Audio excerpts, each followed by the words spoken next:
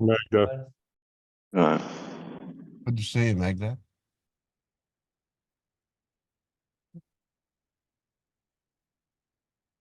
What is? Oh, Elad left. Okay. I wanted to have his opinion because he has a question and he didn't speak. Okay.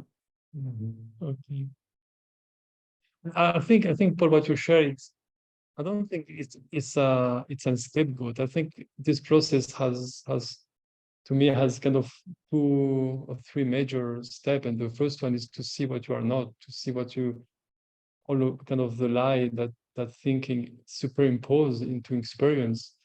And once this is clear enough, you switch to what is here. You know, what is this that is here?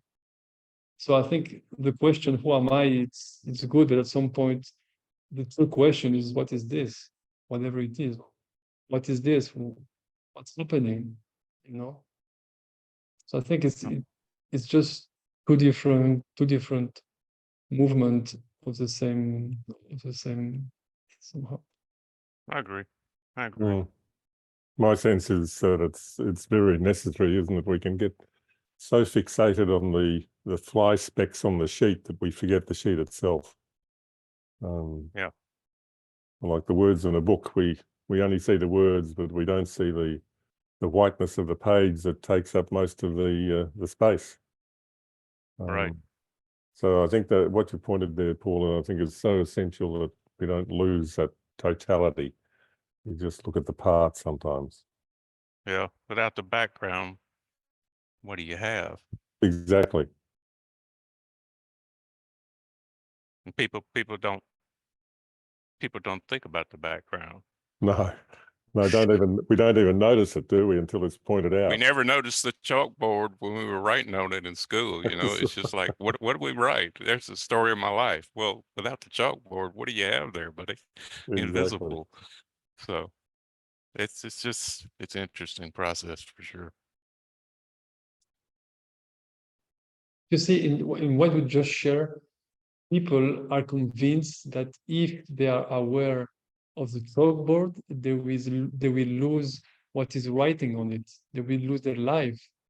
And I think it's very important to remind them, no, there is, all the text is there, but you are just aware of something more, something that you don't lose anything. And I think this we forgot often to kind of remind of this. Yeah. I mean, it's been there the whole time and you've survived this long. You know, the chalkboard's been there, the writing on the chalkboard, and you're still here after X number of years. I mean, the thought that you're going to lose something doesn't really make intellectual sense, but of course that's conceptual and not experiential, but something to point out. So Lisa, you stumbled into the end of a guide training session. That's why the conversation is seemingly somewhat esoteric here. Oh, I'm so sorry. I thought I was joining the next session at 9 o'clock. You are. Yeah. It was just the timing. Yeah, no worries.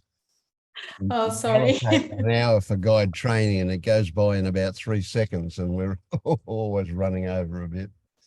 Yeah. Oh, sorry. I'll just mute and observe. You're very welcome, and we're into the main session now, so that's just a bit of leftover, that stuff. Yeah. Well, hello, everyone. Hi. So Hello, tell Lisa. us about yourself, Lisa. Tell us where you are. I see that word mindfulness in your name there. Yeah, I'm in England, so it's 9 o'clock in the evening here. It's still light, which is a miracle. And I'm currently going through the process with Liberation Unleashed, and I'm a mindfulness teacher. And yeah, that's kind of me in a nutshell. I thought I'd join the session. My guide mentioned a couple of them, and so I thought I'll pop along and see what the chat's about. Yeah, good stuff. Yeah.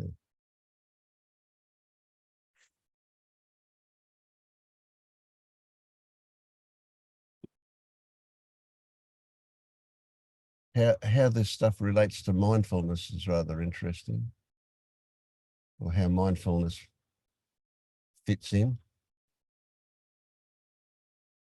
It is interesting, actually, because a lot of the work that I do is very, very similar to the.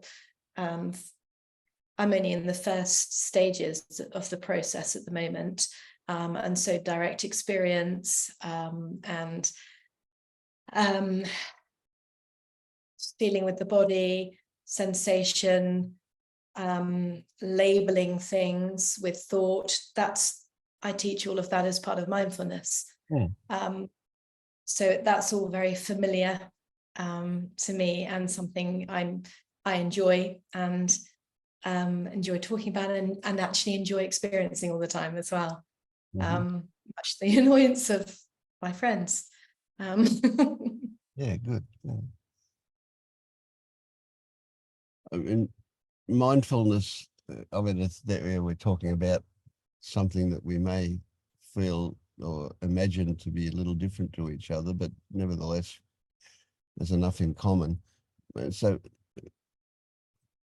mindfulness itself, somebody practicing mindfulness, one would imagine is going to see a whole lot of the things that we point out at Liberation Unleashed, and when we're guiding somebody, we're pointing them to a lot of the same things that they took for granted. Mindfulness is when we stop taking things for granted, eh? In a way. That's absolutely right. Yes. Yeah. It's learning that, it's seeing the bigger picture, and it's taking people into their bodies and into their direct experience and out of their head and out of their thoughts, and teaching that thoughts are not facts, and that most of our world is created by the thoughts that we construct in our heads rather than by our direct experience.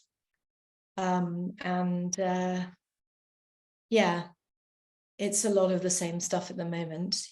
And it's bringing people out of the sort of the fantasy world that they've constructed around themselves that they believe to be true, and bringing them to the reality of what is actually happening, which is life.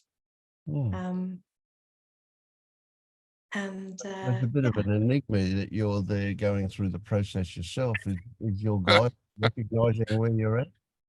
I was thinking that's the next guide. Sign up. Yeah.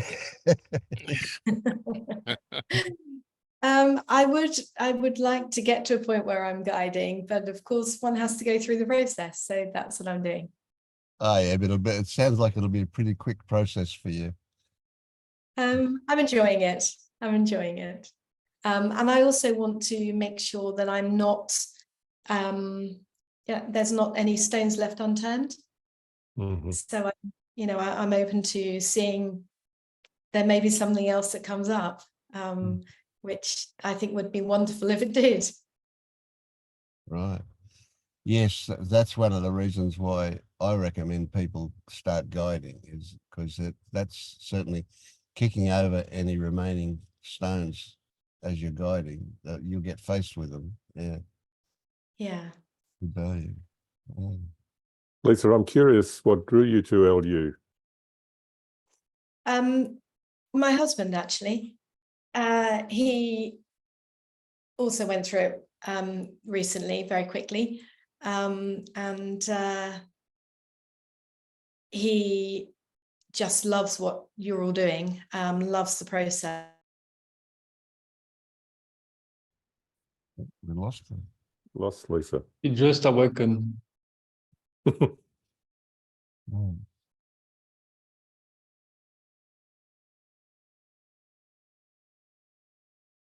Is that you, Lisa Jane? Yeah, it is. Oh, Can now you I hear hear me? you. Yes, yeah. Well, I wouldn't have recognized you. You've changed a lot. Yeah. You have no idea. Yeah. Yeah. can imagine. Yeah. I just came to listen. That's okay. Absolutely. Yeah. Yeah, maybe absorb. Good to see you. You too. You too.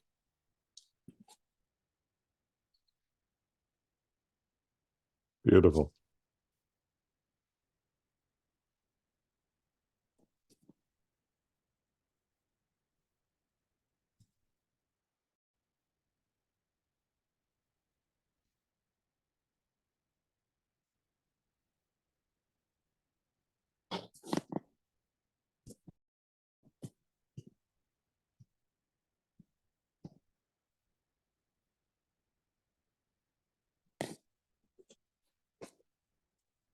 I have to say it, but Paul, the mess behind you triggering me the impulse to clean and to order. So thank you. You presume it's a mess. It's well organized for Paul. He knows exactly where everything is, I imagine.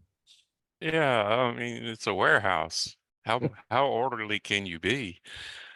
Mm. I mean, there is an order to it. It's just only like Vince says, only recognized by me. And 90% of it isn't even my stuff. It's family member stuff. You know, I have very little stuff. Everybody says, "Hey, you got plenty of space here," and the family and friends have filled up the building. It wasn't that much when I actually moved in here. So, but Mm. maybe I'll get a background or something, or That's fine. No. Let I have David a do the thing. screensaver of Hawaii in the background. I started to put it up there one day. I'm like, no, I don't think so. That's not real. Mm. Just stay authentic, Paul. Okay, well, that's the easiest thing, and so I'm drawn to it. That's good. Yeah, Lisa's Well- back. Lisa, we Oh. lost you, Lisa.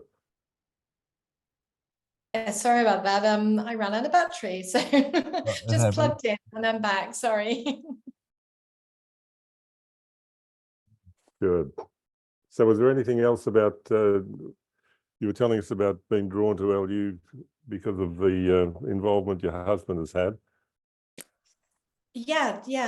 So he was going through it, and I was quite interested in what he was doing, and he was telling me about this amazing organization, and gave me the book to read, and was just really impressed with what you're doing, and helping people. He's been sort of in the space for about 20 years. I think, Vince, you spoke to him maybe earlier today. Yeah, so I thought, yeah, I'd like to go through it as well. What's his name? Marcus.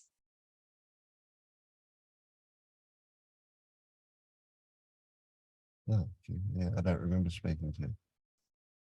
Maybe yesterday, anyway, recently. He was going to try and make the guide session this evening, but he's on a retreat, so it was his last evening on the retreat today, but he'll make it next week. That's with Todd and Penilla. Yes. Hmm.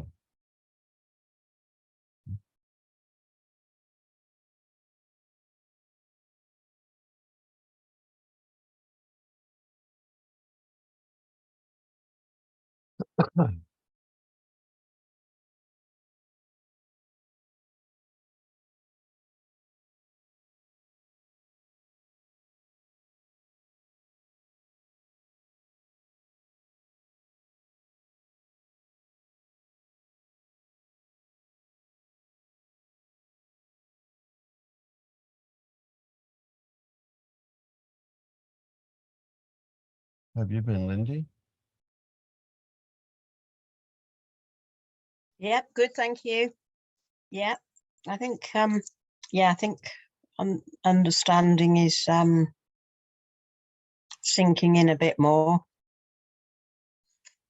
Not just, not just the conceptual understanding, I think. Spending much more time just being quiet and well, sort of looking. I still struggle a bit with this, looking to see, but without using the mind. It's just such an alien thing to do. But yeah, I'm just trying to do that, and when I can. That's a good one. So can you describe how you look without using the mind? Well, not really, because I don't know quite how to do it. So, you know, I use an inquiry question and just sit and feel the body. And just try and notice stuff that I wouldn't normally notice, I guess.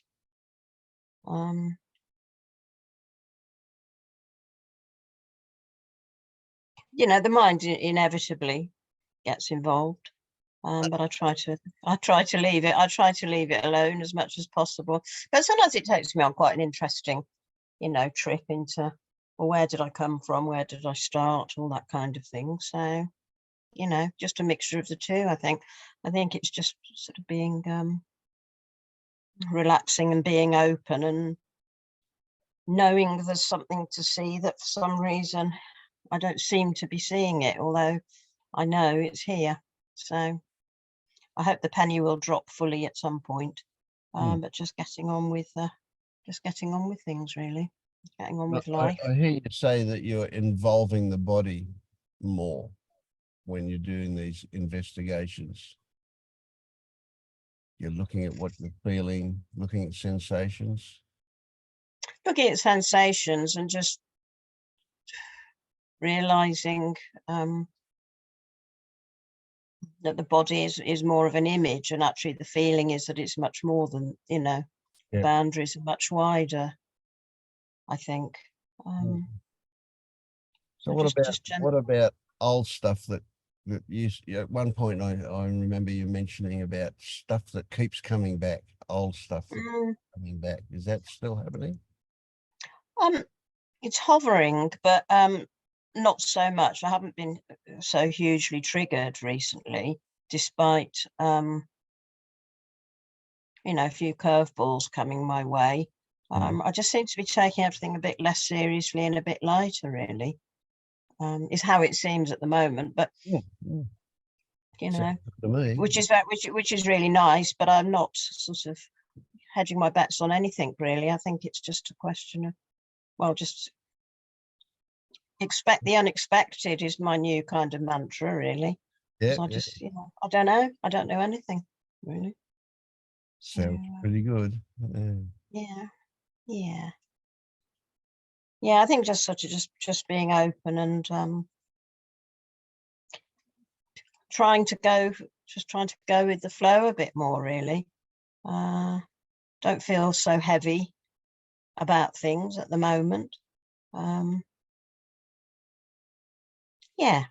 If I get it right, it's like instead of you going digging as a primary thing, you're kind of just waiting curiously for what turns up.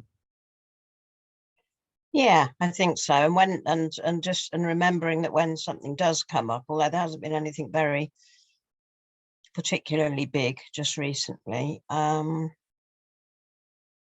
just remembering just to feel it without, you know, without labeling it or trying not to think about it too much, just accepting that it's there and letting it be there. And just occasionally these feelings of sort of anxiety just pop in. Quite often when I'm just off to sleep, which I think is quite common, really. I think it's when your defenses are down, isn't it? Yeah. And rather than, you know, I can feel the contraction and starting to, oh no, push it away. But I'm consciously opening to it and letting it be here, as uncomfortable as that is. And actually, it's incredible how quickly that dissipates. Yeah, it is, isn't it? Yeah. And it's just getting over that first feeling, you know. Well, the one that triggers old habits to run away or whatever. Yeah, avoid it. Good stuff. Yeah. No, sounds great. I like that. Yeah. I'm enjoying my little pooch, my little dog. That's it's been a great thing for me, actually, giving me a new kind of focus. And I think he's just here, actually. He's just lovely, just having that physical sort of other being. And it's just amazing just watching him, you know. I mean, I know dogs aren't enlightened, but they also don't have the thinking mind that we do, you know. He just they've got a like babies, really. Just like babies. And he is just like a baby. He's just like a puppy. He's just, moods just overtake him and he just goes, you know, one way or the other. So it's very amusing. There's been a lot of laughing. Yeah. right? Yeah. So I think it's just to watch this space really at the moment. Yeah, that's always the way. Yeah. And Yeah. as you work through stuff, more stuff can come up, but it does seem to get more subtle. You Yeah. see significance in little things that you never used to. And of course the big things are nowhere near as big as they used to be either. Mm.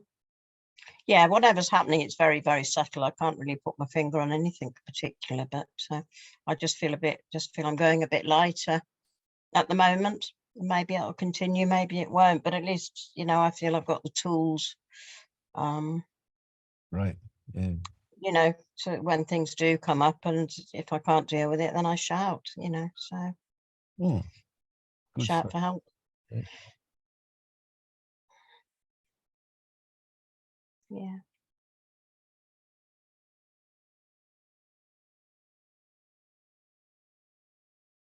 And it's also very warm and sunny here at last. Well, not very warm, but warm enough and very sunny, which makes a huge difference. And we've had a very strange few whatever's in the weather, ups and downs in the UK. So that helps to kind of relax.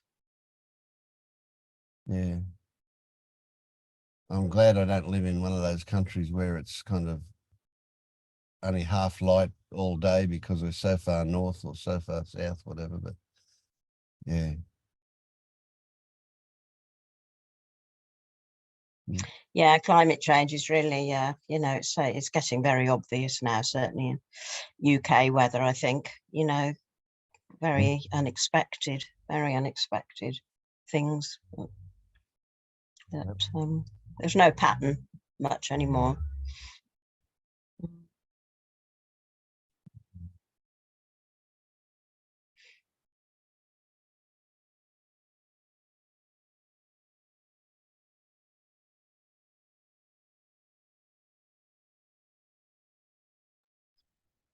I have a question.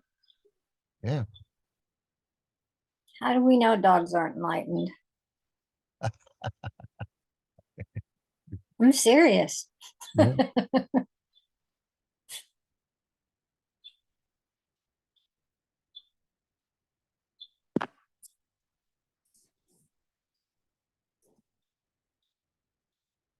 Well, I think the theory, I've had this discussion with people before, and what I seem to remember is people saying, well, there's not really an ego there in the first place to be lost, so, or to be seen through.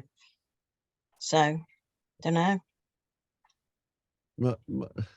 My approach to these things, a question like that would be to break the question down. Okay, so if you're going to answer that question, the first thing we've got to decide is, do we agree about what enlightenment is? And I think that'd be a big stumbling block to start with. That's right. So, yeah, I mean, in my mind, it's bullshit. There's no such thing as enlightenment. You know, maybe other people do experience something they call enlightenment. I don't have any idea, but it's something entirely different as a seeker than it is as somebody who's woken up. You know, so I think it's just a bullshit term, enlightenment. But if we talk about characteristics, you know, a dog certainly isn't burdened by thoughts, apparently. And we've always got to say apparently, because we don't know. We've got no, and even with science helping us and people putting dogs in MRI machines and everything, it's still all speculation about what actually goes on. We can only talk about some things. So how do you know if a person's enlightened? Well, you don't, because nobody is, or everybody is, or it's all bullshit. I don't know. Yeah.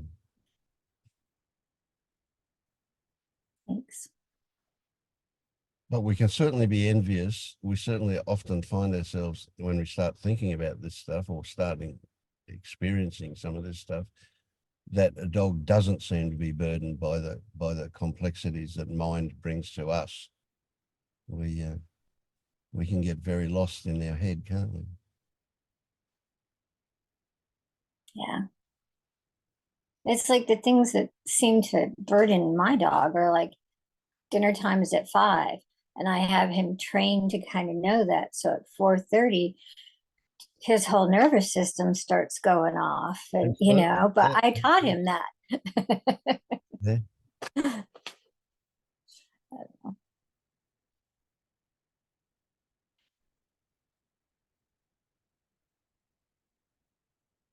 Thank you. It makes me feel a little less, Mm. I don't know what the word is. I think dogs are very present. They live in the moment. They are very much in the now all the time.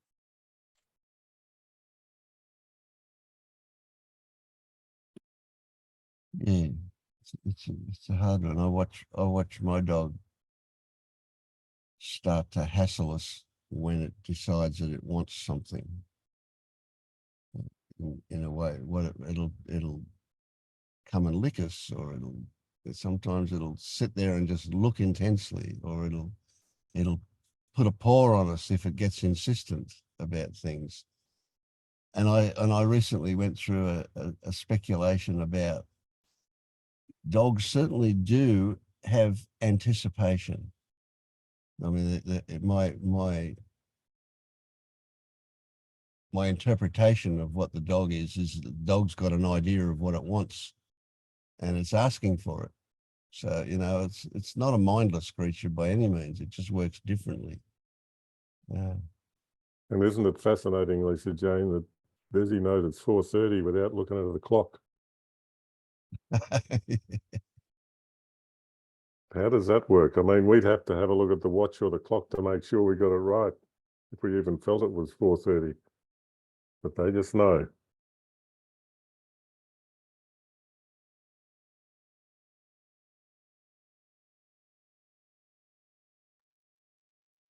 And I mean, it's not just dogs. I think it's all animals. Hmm. And when I used to have a whole herd of dogs, I would just have to think the thought, okay, I should probably take them for a walk soon, or we need to hit the trail soon.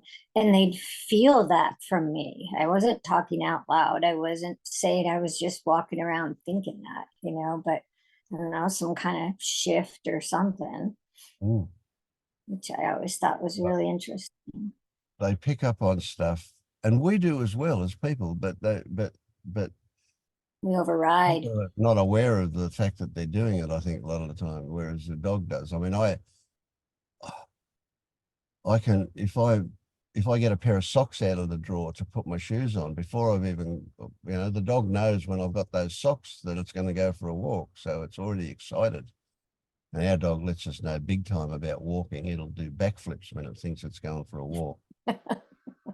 But it's really subtle things that I do in order to get prepared to go for a walk, it picks up on.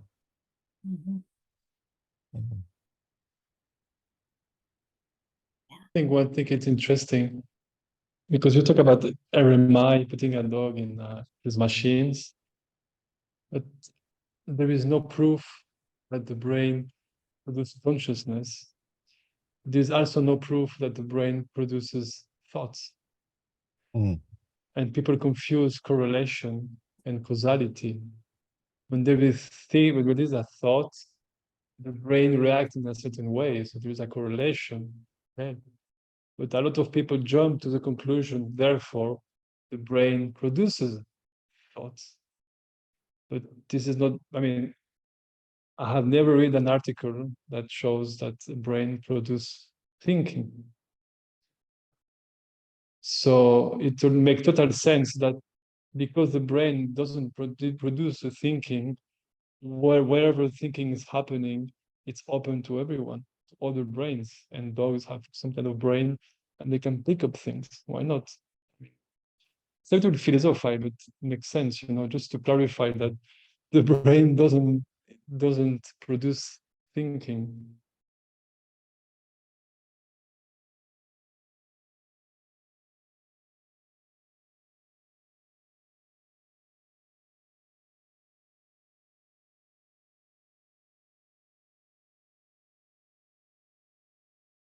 So that's a big one. That brings us back to your person you're guiding and the choice thing, you know, the idea that, so if we put somebody in an MRI machine and we ask them a question and we can see on the machine that their brain is, some part of their brain gets activated, and then along comes the thought to confirm or to acknowledge or whatever it is that happens that says, oh, I'm going to lift my left hand, not my right hand.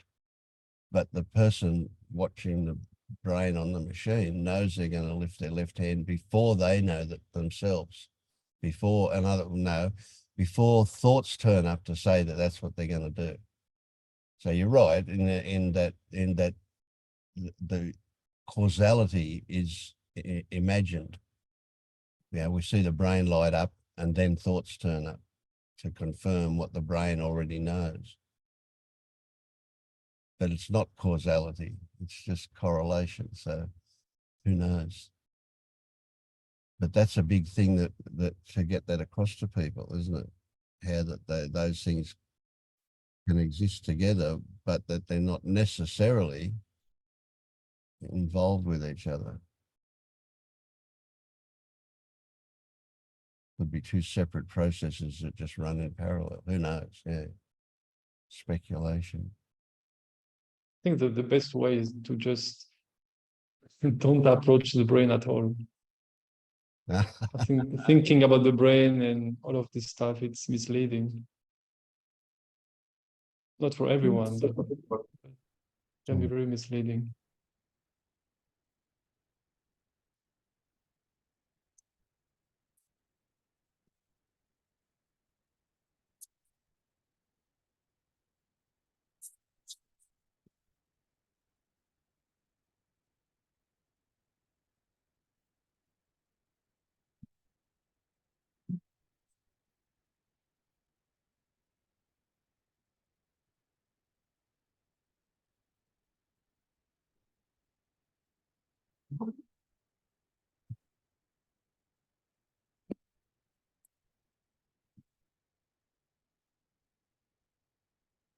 So, Andre,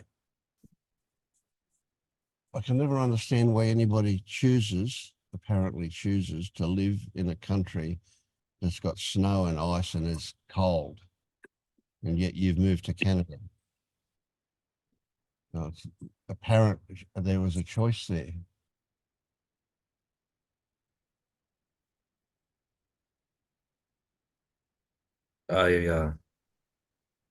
I was just gonna turn my mic on and say, "Oh, Vince, how have you been traveling?" You know, or I actually wanted to ask Paul as well. You know, people who you guys usually sort of on the other side of the table, and yeah. But and one more thing, when you were talking about dogs, I was thinking maybe somewhere in the parallel reality, there's like a group similar to ours, but it's all dogs. And they're like, guys, do you think that people are like, why are they not enlightened? Like, but they were in my head, they all speak like Scooby-Doo, like you know, where it is like, and yeah, that'd be fun. I would love to join a group like this and just Let you in. No, I like this group too, and I've been the moment I joined and I turned my camera on, I was just I was just paying attention to my body and what's been happening with my body, and I was just trying to sort of investigate the reactions I had in my body and sort of put labels on them to better understand them. And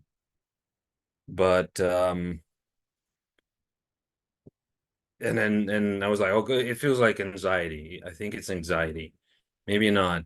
And then at some point I felt like, oh, it feels like fainting. You know, like people faint when things are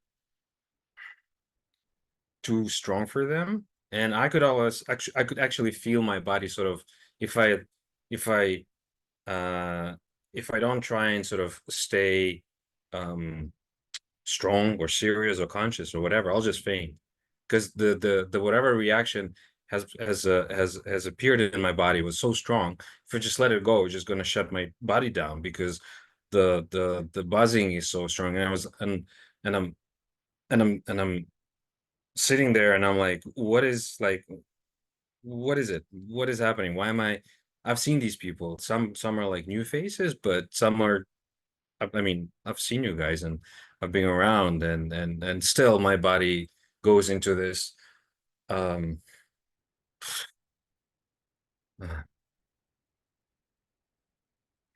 Don't judge your cessation, Andrea. don't judge. Yeah. If this is your body reaction, this is how your body reacts. I feel some kind of judgment that why? I mean, it's just that's what's happening. So you have to be kind with it.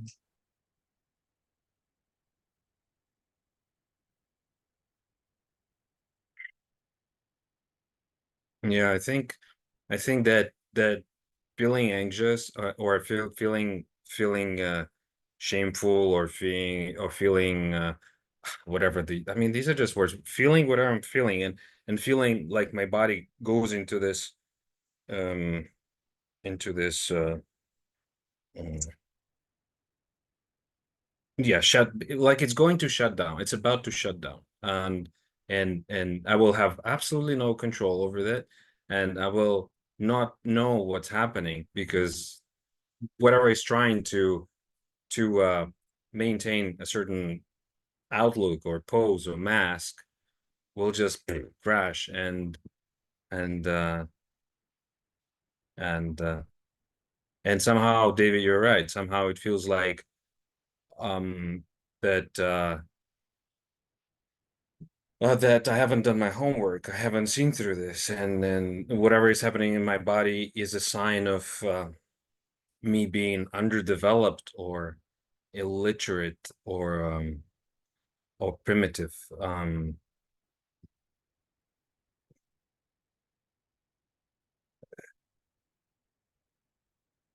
It feels like the mind is trying. Can you Well, just be right now? Can you right now just be with this shutdown? And if this shutdown happen, can you let it be? Can you just be yourself and yeah, feel but I what is just want to. present? I'm just like, I should stay awake because I need to answer Vince's question. And but also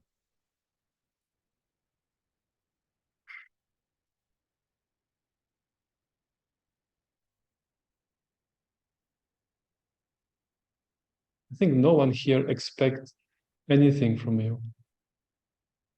I mean, I think the only expectation is to be authentic and to listen to you. I don't think there is some kind of expectation of you behaving in a certain way. No one wants you to be funny. Just what is here, it's okay. there's trepidation in the chest, and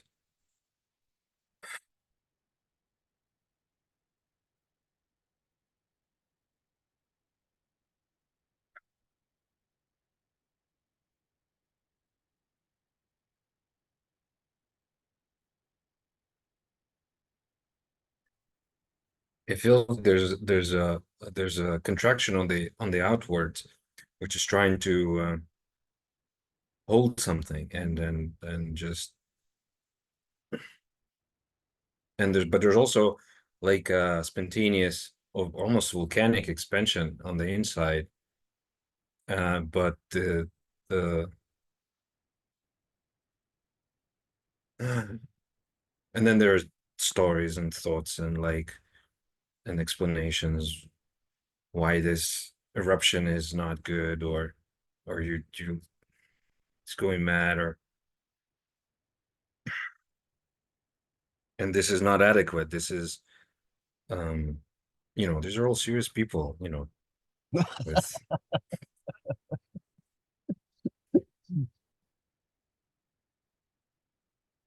but I just feel like I'm trying to I'm trying again. If you just be with it, Andre, like David was saying, just be with all of it. You're seeing it because like you're describing it, the thoughts, the stories made up, the feeling, the contraction, the expansion, and then you just be with it. And the mind is trying to understand it. You can't. And then you're watching the mind try to understand it too. That's just another thing that's happening, but it's not possible to understand it.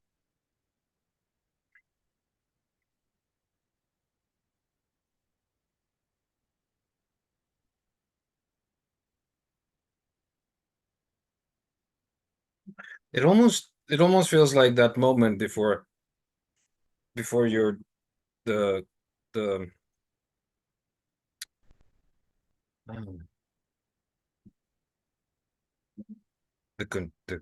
control turns off, and I think it's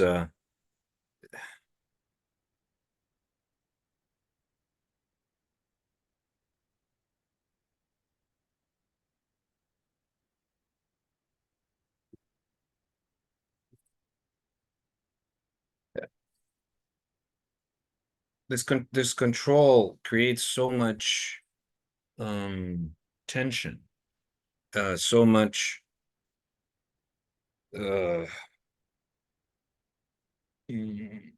so much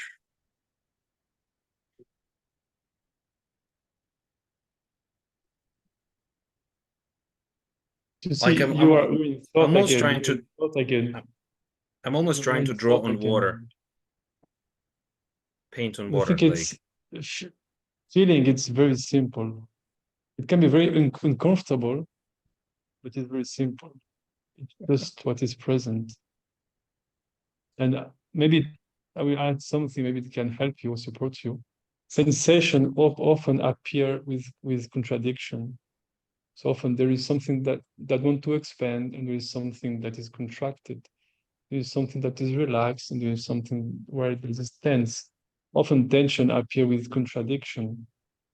And when this happens, the mind gets triggered easily, because if there is a contradiction, the mind job is to solve problem.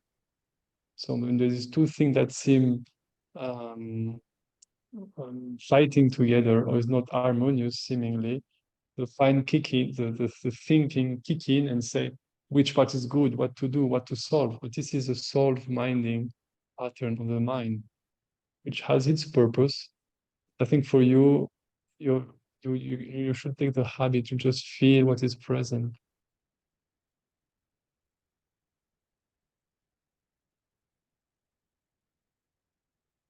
It's maybe uncomfortable because there is no conclusion. And I think this is maybe it's part of the uncomfortable even more for the mind, because okay, I feel, and so what? So now what? It will explode, will it contract? What would it, well, this is exactly just be used to be in the field of sensation as much as you can.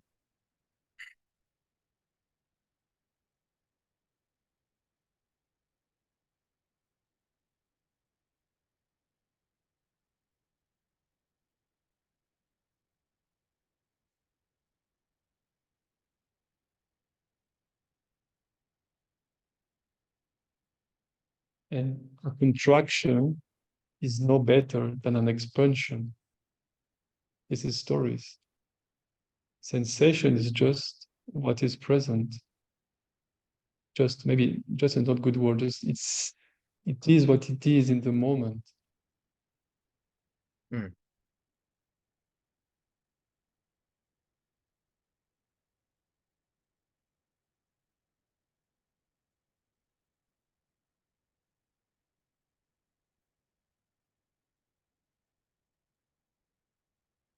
I get the impression, Andre, and tell me if I'm right or wrong.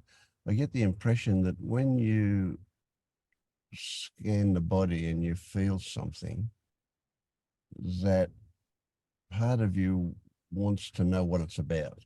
Part of you wants to explain it or wants to see why it's there.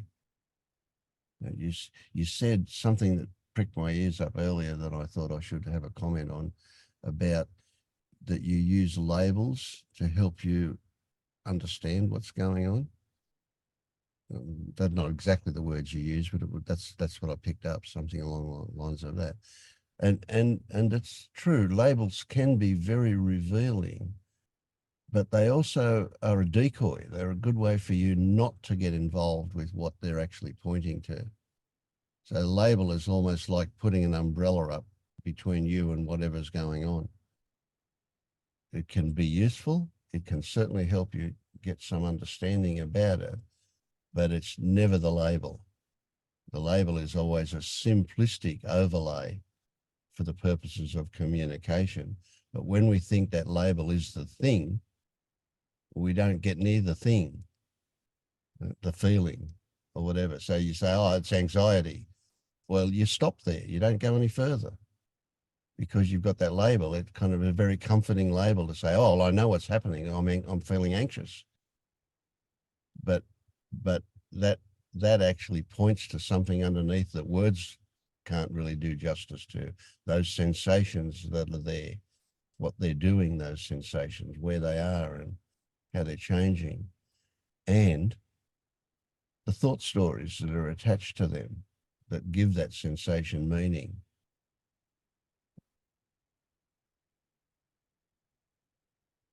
So what happens to you when you find a sensation in the body? How do you respond to that? What is it? Do you have a usual go-to kind of way of responding to that sensation or that feeling? If it's a feeling, if it's a sensation and a story.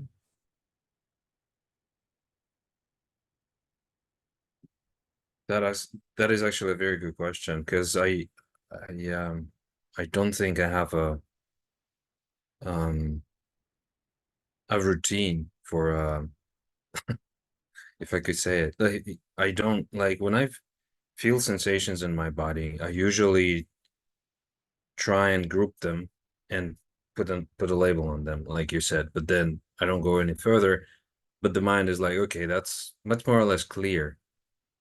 But if I have random sort of sporadic sensations in my body and I cannot sell it in the same way that I can sell anxiety to you, and so it's like it is very uncomfortable for me to not being able to explain what is happening with me or give you a meaning, so that like everybody's in the group is like, okay, I understand what's happening to him.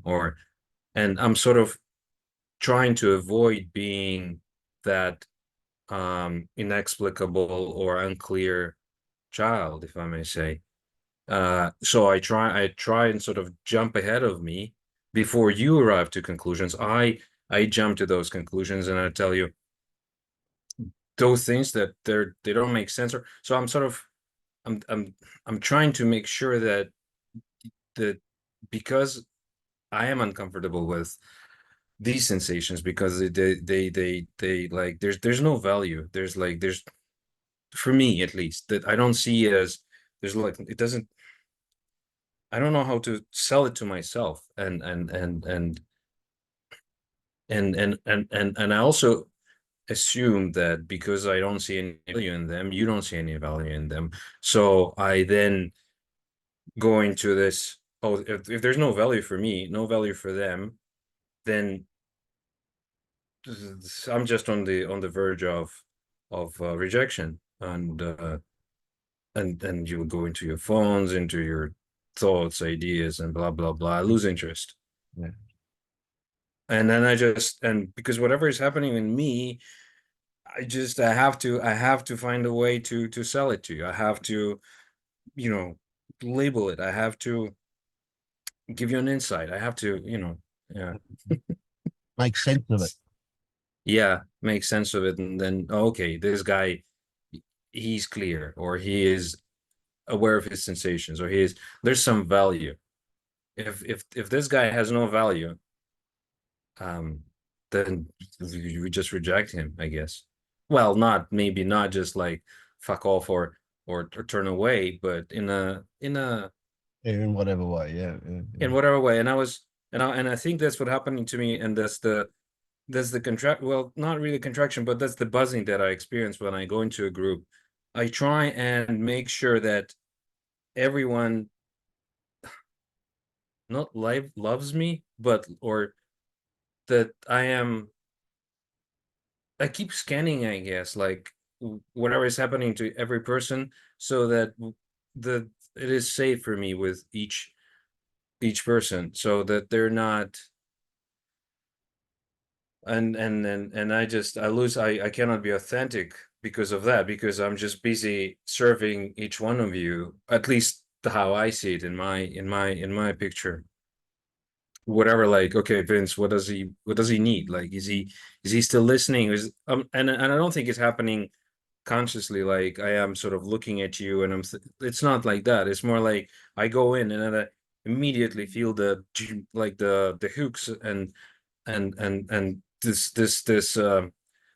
need to be to feel safe with everyone, or majority probably. Hmm. And but this, again, maybe it's just a nice story. Can you do a pause right now? Yeah. Can you pause? Right now you are speaking, and there is 10 people watching you in the screen and listening to you right now. Okay? Then you take a deep breath and look at each screen, and as you look at each people, when you feel the sensation and see that each time you switch, maybe there is different sensation. There is this feeling of people pleasing. There is this rejection. There is this beauty. There is that. Oh, just feel the sensation as you watch the screen.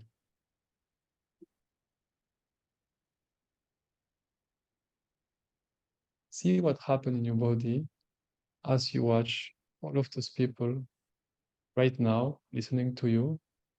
And I talk from me, I have no expectation of anything. And I'm perfectly okay with me right now. What you share, it's how it happened in the past. Right now, you have an opportunity to experience something else. Because you have all of those people right now that are here, and it's a possibility that you have. You can try something else and see what happens.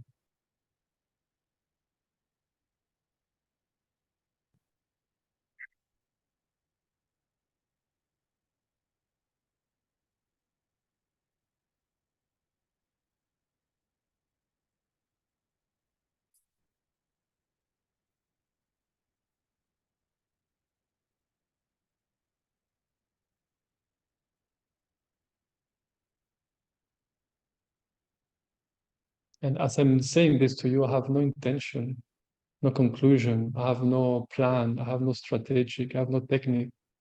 I'm just offering you, and all of everyone that is here is offering me his time and energy to be with you as you are right now, without expectation. How does that feel?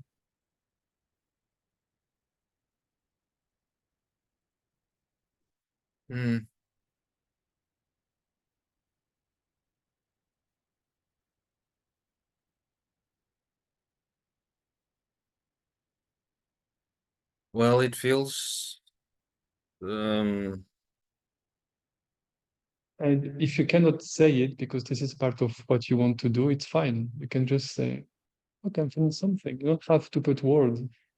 It's just pointing, this, enjoy this moment right now. If you want to share, you can. Otherwise, you can stay silent also.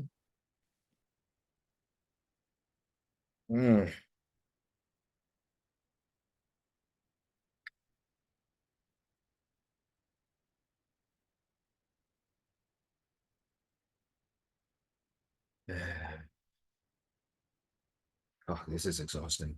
When I look at at everyone, each one of you present here, then it feels in the middle of safe and unsafe, more towards unsafe, but not as well. It is kind of safer with some people. I think I have more sort of stories with other people because of projections and all that. But the need to establish a safe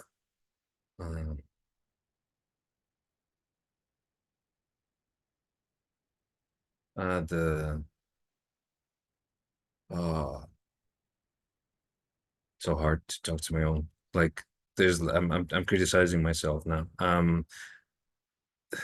The need to have the need to save this, to feel this safety with everyone is so, maybe it's not safety, maybe it's connection, I don't know, maybe.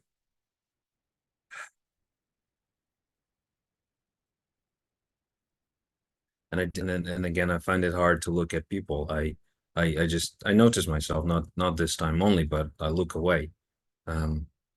Is it Because possible, Andre, that the connection you're looking for is acceptance? And that makes it safe. And if they could see you and accept you, then it's safe.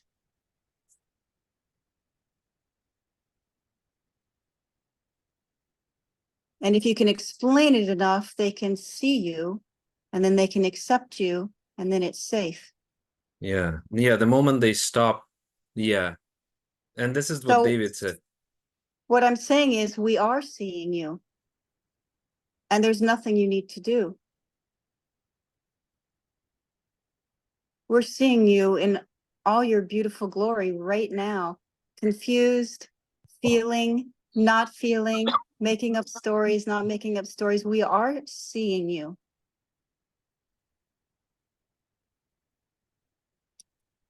You don't have to put a mask up and explain something and then want to be seen through that mask and feel like you can't connect.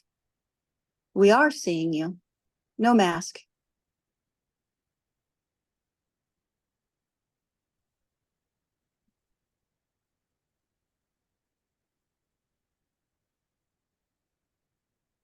What would be the worst case scenario? What if we're all looking at you, expecting something that you cannot possibly give?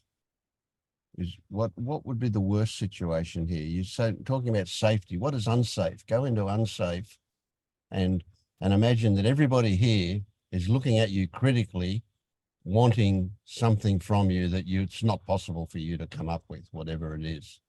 We don't have to speak what it is. It's just. Yeah.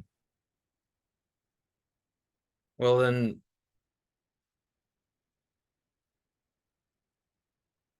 I think I'm embarrassed of looking for acceptance.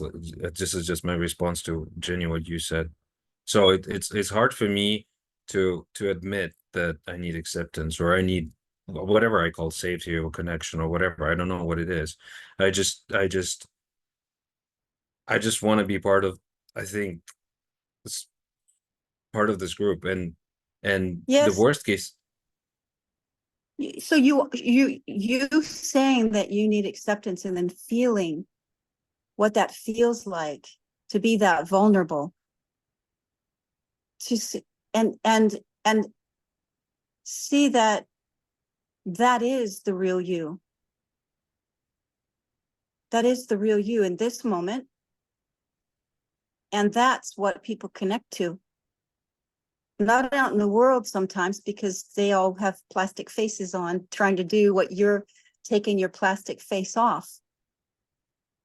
And they say, please see me, please see me. Please connect with me. And then you take your mask off and say, please connect with me. Please see me. That is seeing you without the mask of pretending you don't want it.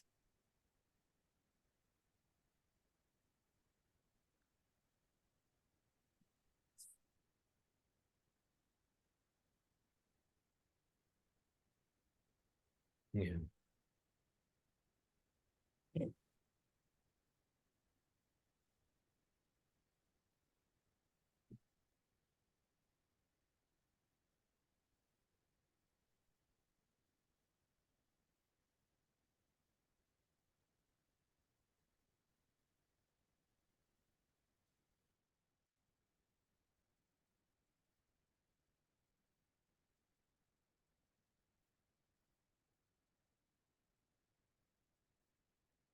Did you recognize the thought that triggered that burst of emotion?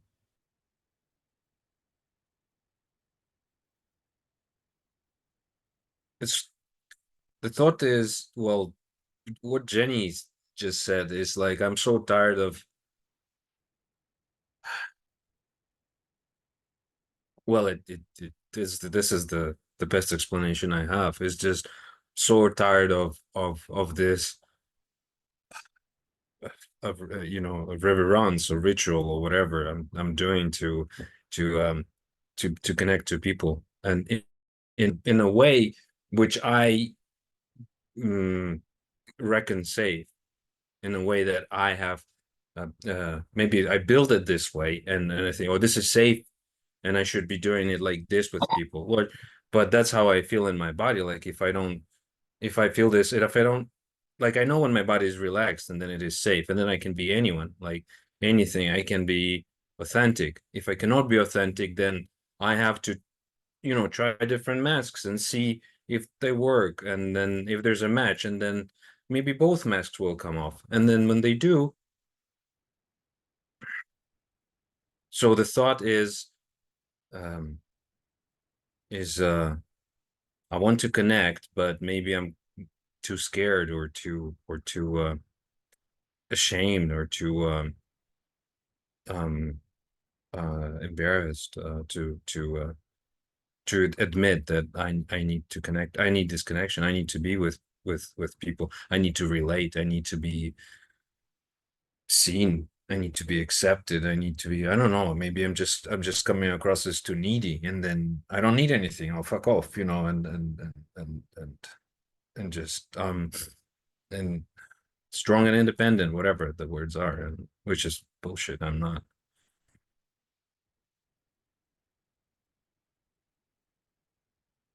And how does that feel right now to admit it, to recognize that those needs are present in you? And everyone here are listening to those needs, so you are heard. Oh, it just feels like like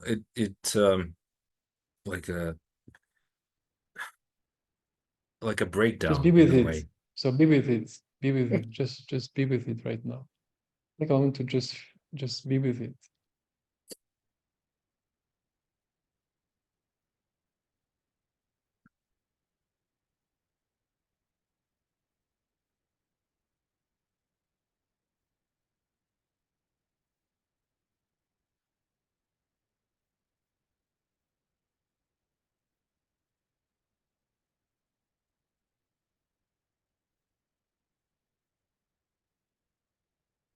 Just like very, very tired.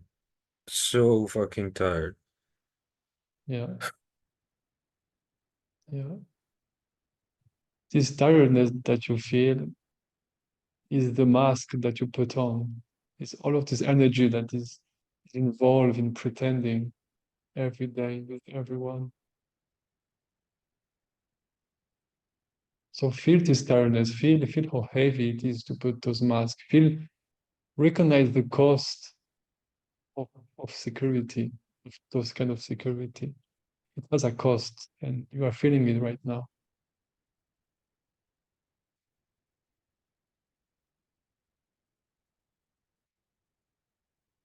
Mm.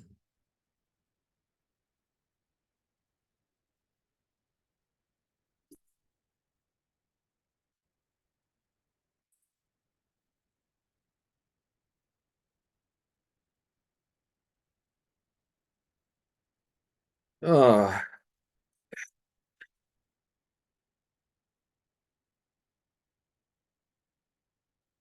and there's also a sense of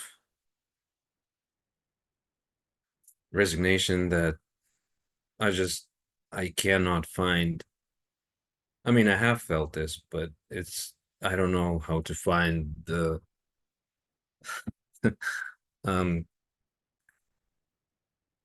well, I do, I guess, this group, to find the people that I, you know, just can be around and pick my nose, and I know that I'm not not that I know, I just feel that there's no judgment, or there's no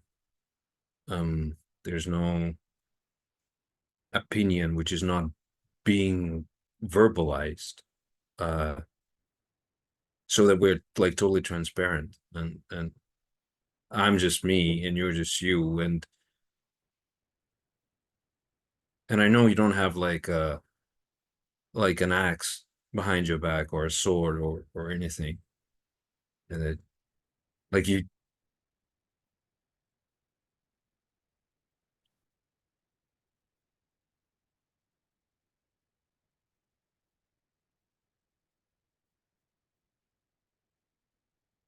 Yeah, I guess my worst fear when I do this, Vince, is I just see people leaving one by one, pam pam pam pam, and hear the noise, and then it's just me left in the room.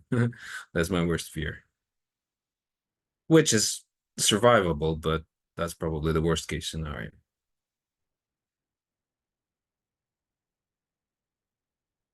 When a baby is left alone, is death, literally. Yeah. Because they cannot survive. So what you're expressing is a fear of death. So it's not little, it's something huge.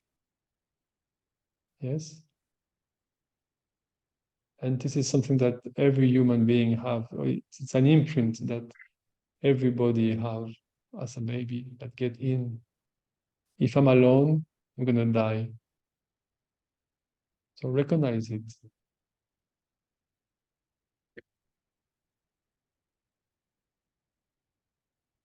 I've heard of this before, and I've looked into it, but I don't sense it the same way. Like I don't I understand it could be an underlying sort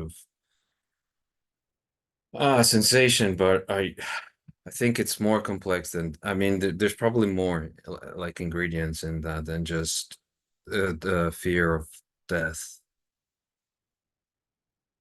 Because the idea of death doesn't really scare me that much. It's different kind of death, I suppose.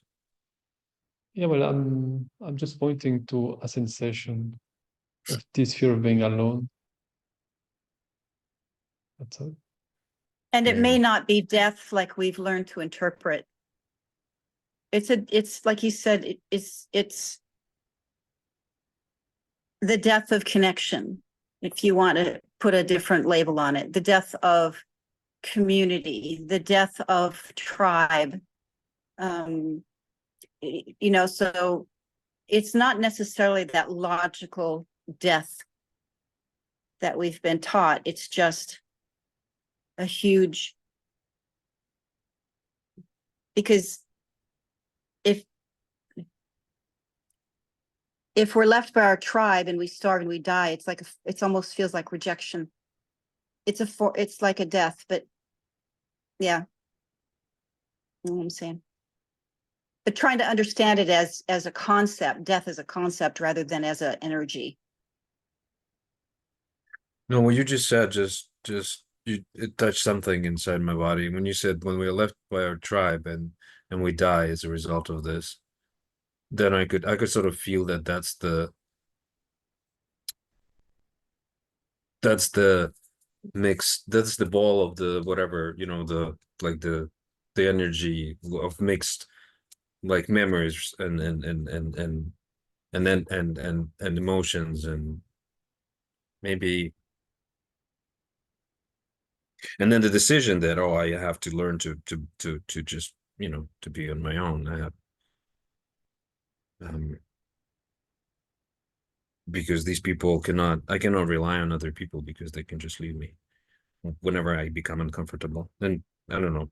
I don't have a recollection in my current life of that, but You don't need to. You don't need to. and then there's anger, like, and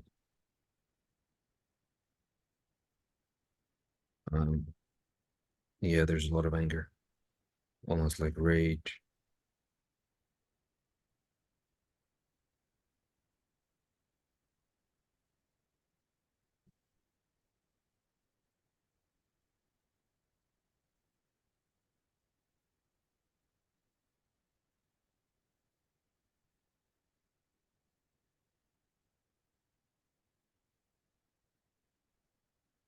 I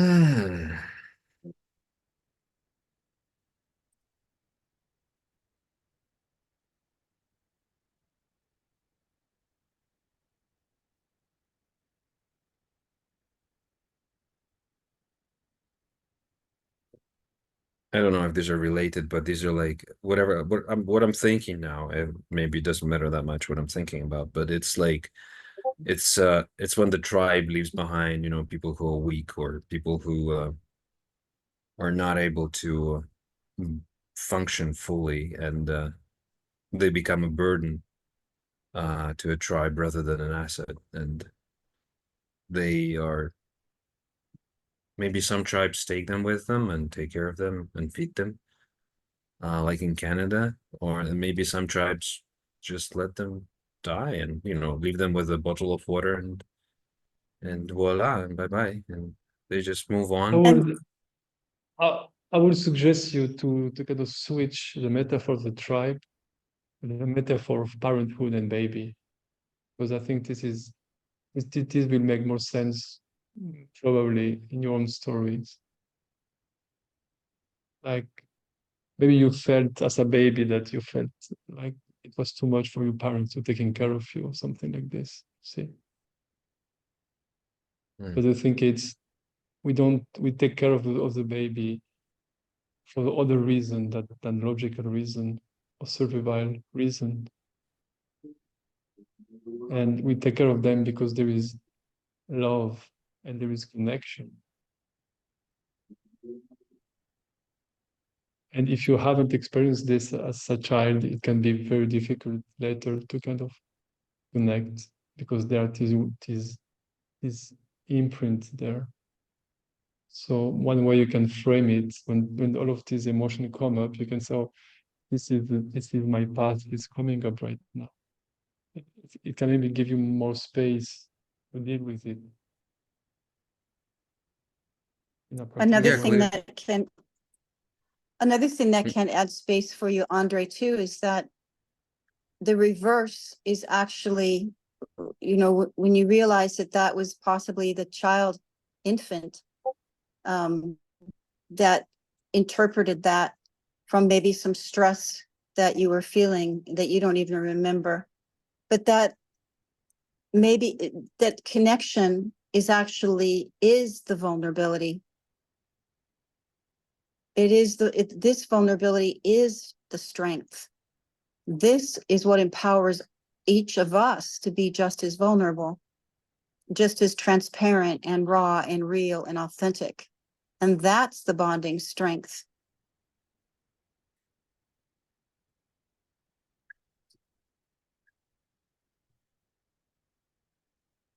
Clearing a pathway for humanity to be this, to have its permission.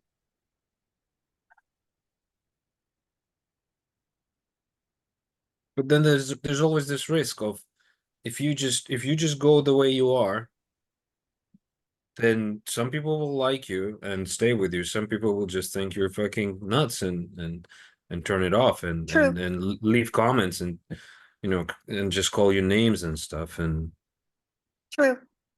And be with that, because that's the child being abandoned by the parent again. It's okay to hate me. It's okay if you hate me. It's okay, because there's a whole bunch of people on Vince's call who love me. So it's okay if a couple of people out there hate me, think I'm crazy, think I'm you wacko. always Believe me. you always focus on the ones who hate you, right? Even it's like 9 out of 10 love you, and then one you keep thinking about that one and like, oh, should I do about this? Should I send him a message or should I call them? That's the one that triggers. That's the one that triggers what's That's unresolved. That's the one that triggers. I wouldn't say this. I wouldn't say, focus on your emotion, because you have two choices. Or you stay close and you feel miserable and tired all the time, or you take a chance and you open up. But really, it is really a choice. Aren't you tired enough? how much you will hold this tiredness, how much miserable you have to feel to open up and take the risk, take a chance. So the more you feel this tiredness, the heaviness that it takes to make masks, to pretend, to lie to yourself, the more you connect with the energy that it takes to build this mask, the more you will see that, you know, it's not worth it. It's really not worth it. And then you're focusing on all the people who don't like you and think you're crazy, and that's exhausting, rather than all these people who love you, think you're awesome, love your transparency and your vulnerability. Yeah, sure, I go out there, some people think I'm nuts. I'm not 100% transparent with everyone. It would actually be unloving to them. I don't know, you know, it's so triggering for some people, and I don't need to do that to them.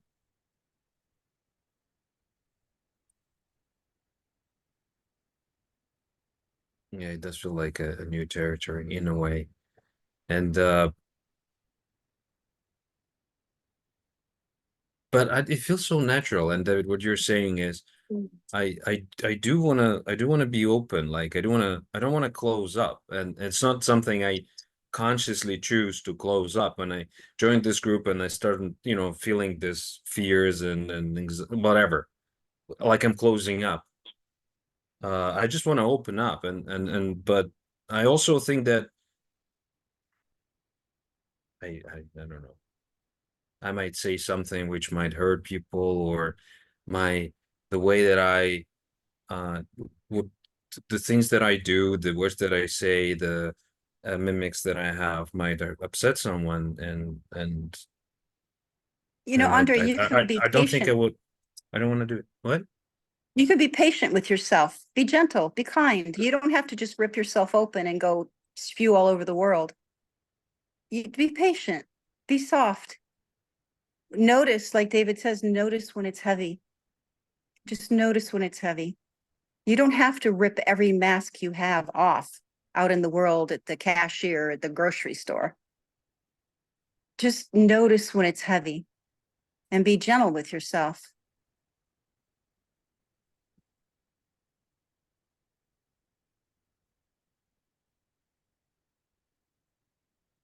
Okay.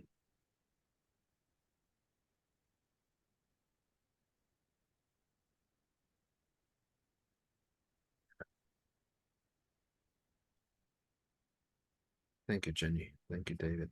Vince, I don't know why I moved to Canada. I thought Canada was a fucking wonderland.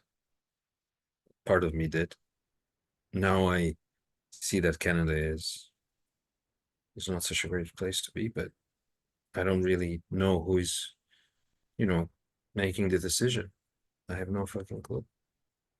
So I just live on every day as best as I could, as I can. And maybe with your help, I'm just getting closer to feeling that whatever, if I feel heavy, then maybe I just have to move. Not that I have to move, but maybe the move will move. The move will happen, and I'll just end up somewhere else. You know, Andre, I'm traveling a lot, and you know the problem in every country is like David is there all the time, wherever I go. Shit. You should knock yourself out with drugs, and then probably David won't be there when you get there. No, I'm just joking, of course. And I just wanted to thank you for being being for not for staying for staying, I guess. Yeah, with this presentation. Well, stupid word, but with this whatever happened. Vince, your mic is off. You're muted. Vince, you're muted.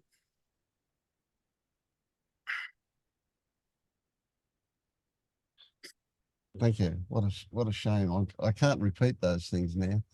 I want to give you some feedback, and essentially because of the way I see you and the way you're describing yourself don't kind of gel for me. You know, I see you as already a very open person. You're very willing and ready to share your emotion, to show your emotion. You've got good insight in the way you look at things. You've great lucidity in the way you express things. You know, I really like you, but it seems like I like you more than you like you.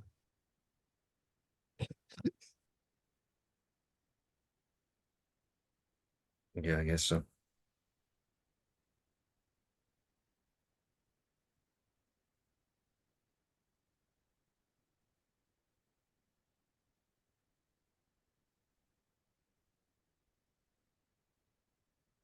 Ah, okay.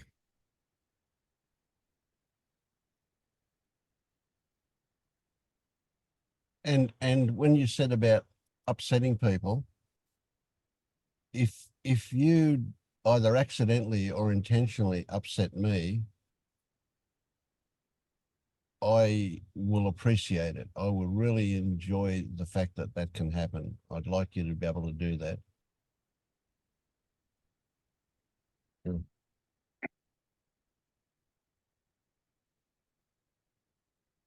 Because it gives me something to work on, and I'm getting a bit bored. There's not much here to work on anymore.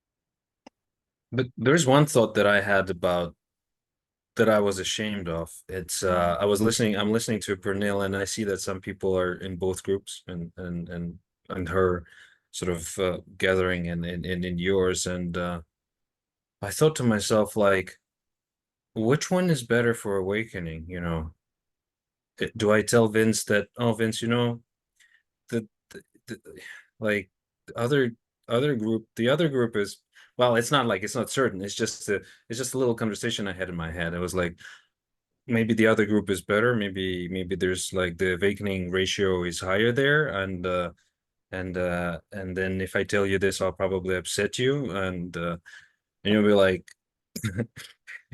it's not because it's not the group, it's you are, you know, you're not, you're the one, you're the problem, like, and yeah. But I was like, I didn't want to, I was just ashamed of just having the thought, you know, never mind telling you this, but that's the only one that I kind of had so far, that I would feel that could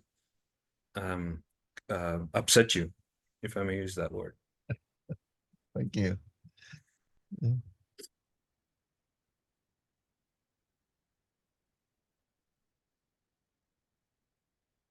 I mean, this is a really critical point in some way, and I was mentioning it earlier. I don't remember when. I think it was today. That after 77 years, I've kind of reached the point where I'm happy to be whoever I am, whatever I am. I'm happy to be however anybody wants to see me. I really don't care. You know, it's like I'm past the point of saying I need to be a certain way in order to be accepted. You know, I get enough positive feedback to not worry about that, and I was going to say I can give it to myself, but yeah, it's not like I praise myself, but it is that all of my foibles, all of my weirdness, all of my ugliness, all of that stuff is just the way it is, and it's okay. I'm beyond caring about it.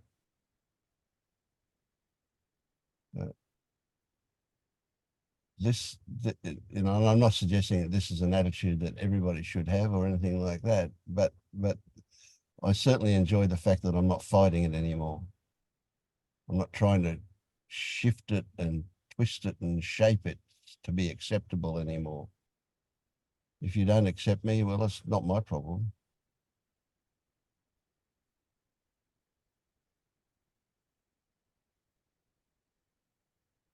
And that's a sense of freedom in that. When you just said it's not my problem, I felt something there, and I just wanted to, is it just I felt it, but you didn't feel anything there, or is it like it's a cliffhanger? Like it's not a, at least for me, like it's not a fully relaxed statement. Like there's a little bit of tension. Yeah, I get it. I get what you're saying. Yeah. Yeah, it is. It is. It's almost like it's a denial, isn't it? It's almost like I'm rejecting something. Yeah. But I wasn't really meaning it like that, although I did pick up on that when you said it. What I was meaning to say was, it's not my job to shape your view of me.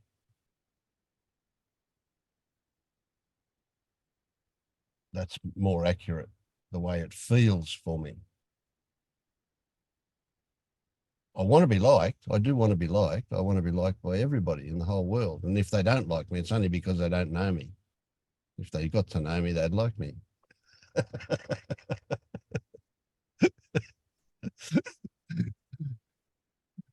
Yeah.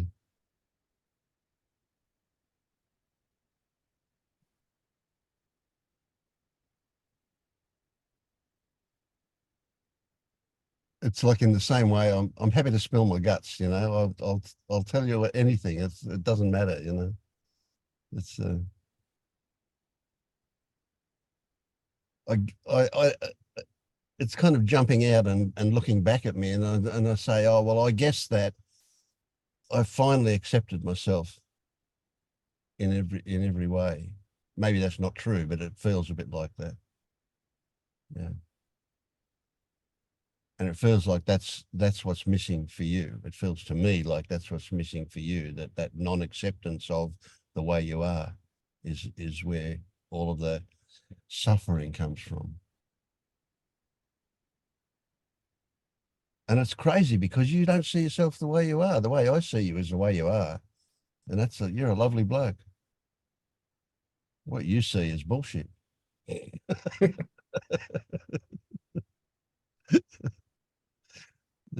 But everything's important, right? So me being the way I am, me seeing me the way I see me, probably has a reason, no? Of Well, course it has a reason. I Yeah. should hope.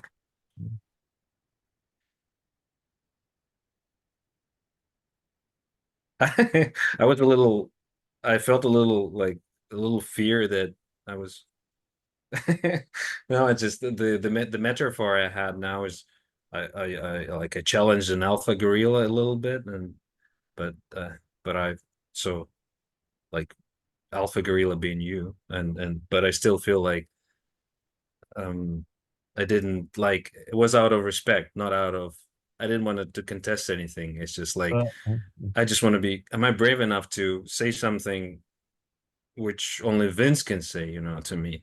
Can I sort of see myself as equal in this way? And it felt kind of scary, spooky, but at the same time, good. Mm, mm. It's just, I'm saying it out loud. I'm Yeah, not yeah, proud yeah. of these things, but Well, that's how we get to examine them as well. Yeah. yeah.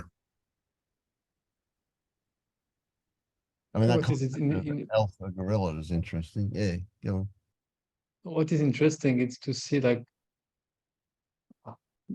out for, I guess, many people who start some kind of spirituality at some point, it's evident that the other people are not responsible for the emotion I feel inside of me, right? People are doing whatever they want. The emotion, it's in me, it is my responsibility. But often what is missed is the mirror of this fact. It's a fact that I cannot provoke emotion in anyone.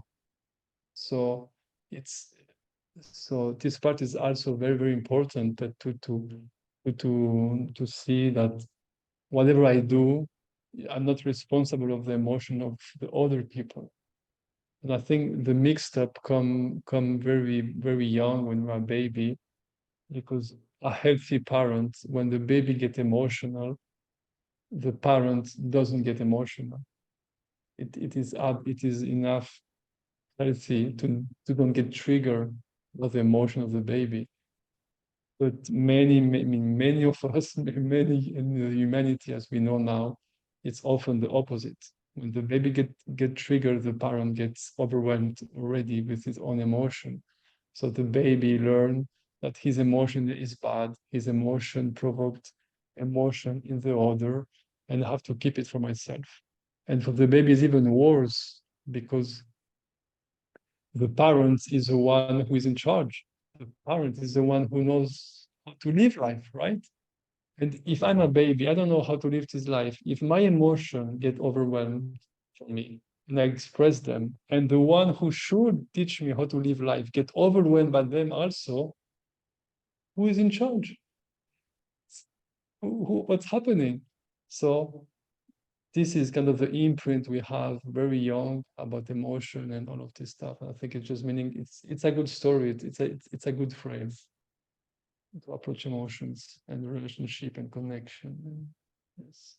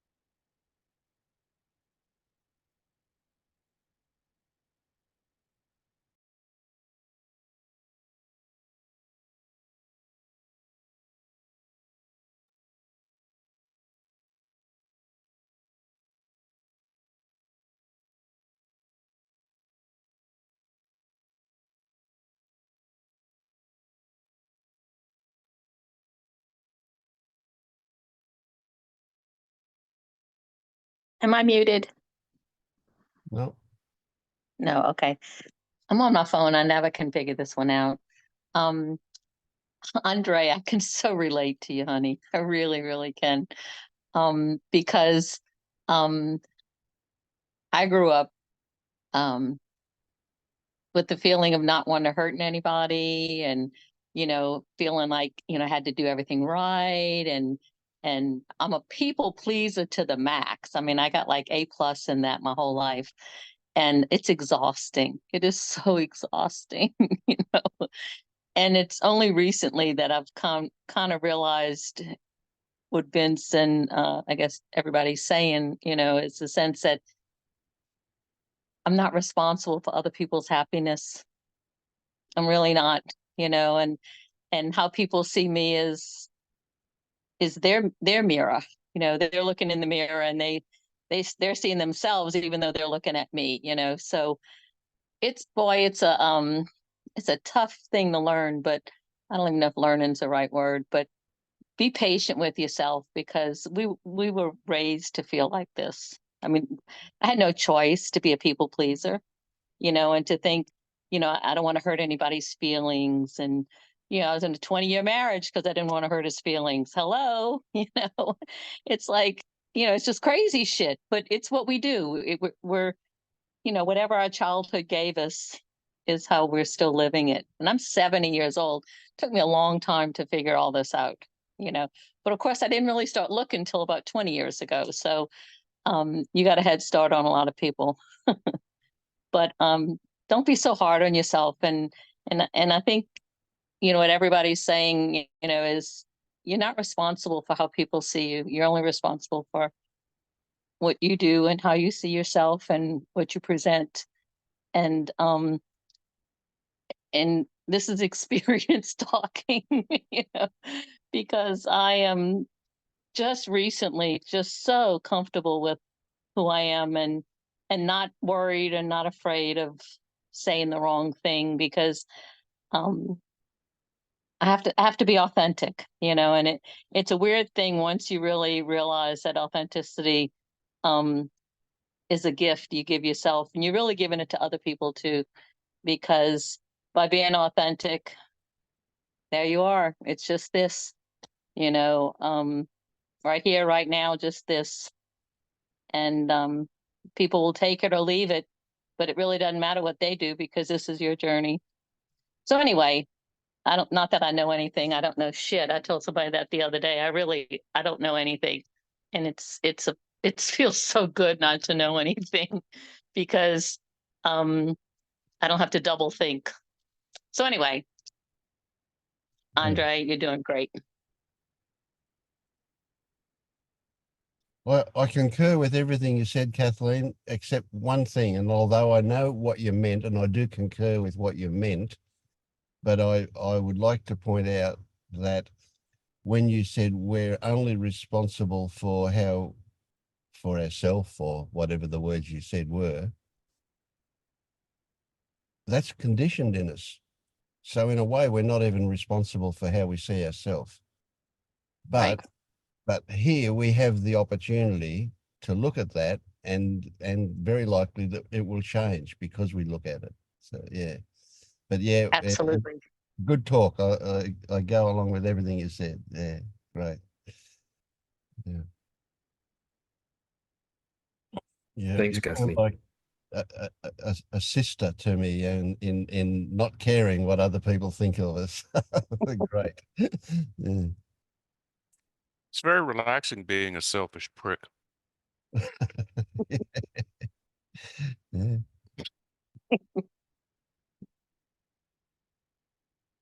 Speaking from experience too. Mm. It's just people drive you crazy. I mean, you just have to just say, hey, don't impose all that on me. Mm. Don't make me responsible for you. And when I say a selfish prick, that's the way you'll be interpreted. But all Yes. you're doing really is putting up clear boundaries. Yep. But Yep. you'll be called a selfish prick a number of times. So, you know, you just have to kind of put up with that for Yep. your comfort. Well, once upon a time, as a people pleaser, of course, I took it on. Then my job was to correct your view of me, that I'm not really a selfish prick. But now I don't care, you know, and I'm not. It's not my job to fix you either, or whoever thinks I'm a selfish prick. They're allowed to think that. That's fine.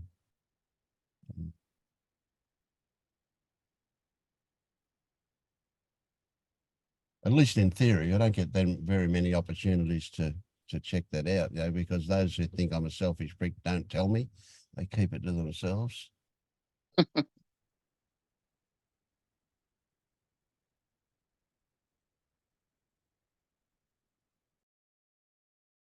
And once upon a time, I used to put a fair bit of energy into trying to decipher what they really thought. And again, now I don't care. Well, that's not quite true to say I don't care, but it doesn't have the same response it used to have.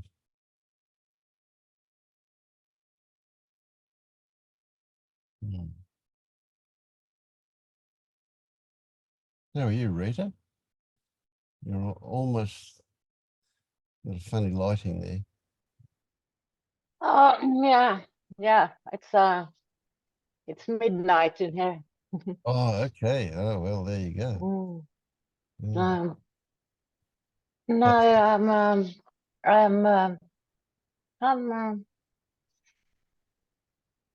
I don't know. Yeah. Is that a good idea or not a good idea? Yeah, it's like shifting. It was Andre. He is.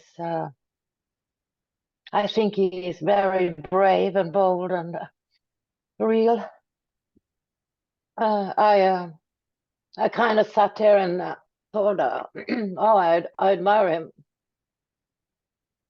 And it's safe.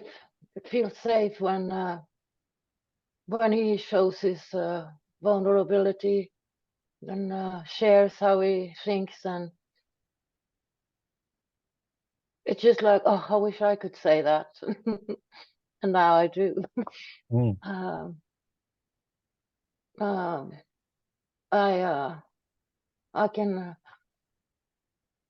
I can feel this. I'm tired of. I'm tired of this. Trying to be somehow. Now to think how others will see me. And I think it's scary to to just be real often. It's like I think I should be happy, I should be different, and actually I'm not. Mm.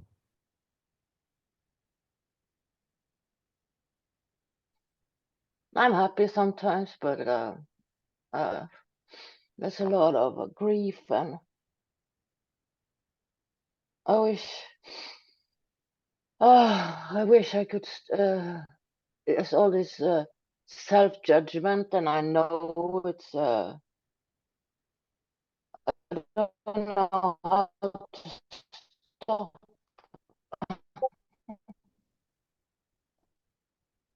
You know,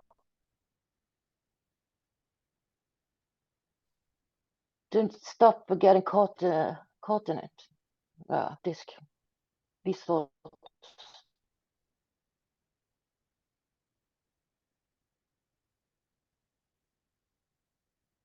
Couldn't hear you very well. And I think somehow, the connection is not very good. Rita? don't you hear me? Oh, I'm sorry. Hello? You don't hear me? Yeah, I think Oh, the connection is not good, and we are missing words. oh, sorry. I'm trying to find some. It seems good now. Yeah, that is good. Hello? Yep, we've got you. Can you hear me now? Yes. Is it Yeah, better? it's good. Yeah. Yeah. Well, then now I got to shift. Yeah. So you didn't hear me at all? Just that last little bit. Hmm? No, I just We heard until the point you said that we miss, and we get back when you heard it's hard to get caught in it. now too. That's good. You don't hear. Yeah, Yeah, it's no, good. hear me now. Yeah. No, yeah, it's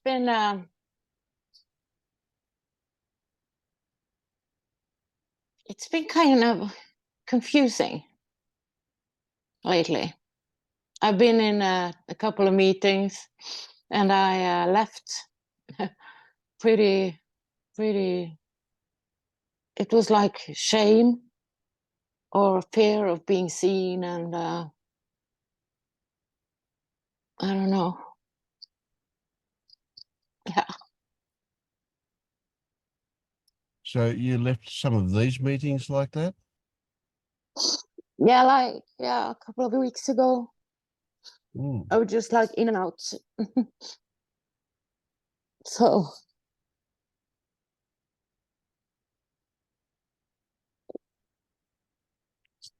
So you said shame, and what else? it feels like I always starts to cry, and it's like I feel like shame because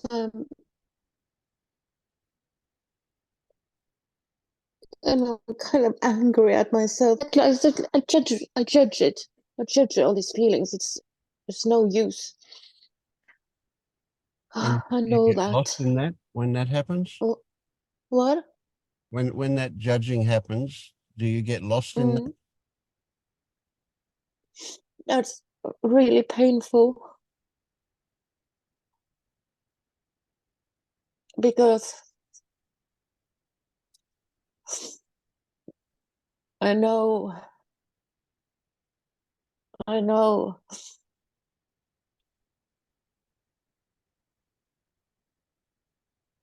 just kind of know that it's still there, even if I run. I just feel like I have to meet it someday, but I'm tired. Mm. I'm kind of scared. You're too tired to What? meet it now? No, I'm meeting it. So you are meeting it bits at a Yeah, time. right now I am. Yeah. Maybe that's why I didn't attend these meetings, because I feel like when I'm here with you, it comes. It's like it's easier. Yeah.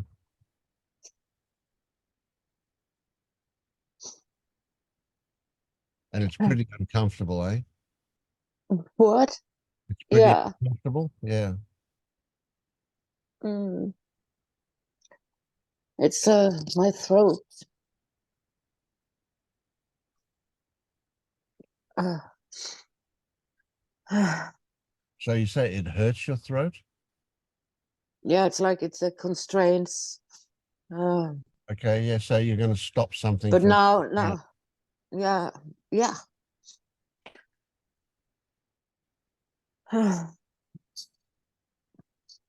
because if it comes out, you'll have to feel a lot more shame.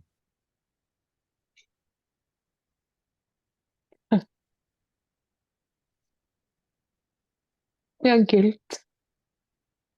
Kind of guilt. Guilt. Yeah.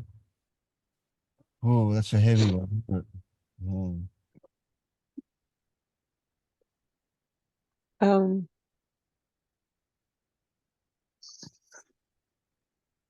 uh, it is. It is. So that would imply to me that there is something there, what you feel guilty about, that you believe you had a choice and that you made the wrong choice, and that's why you feel guilty. I mean, that's simple, but Yeah. Well, yeah. Um, I really don't. I really this with choices, and I find it difficult. it is a difficult one. Yeah. Yeah. I mean, this with my two children, and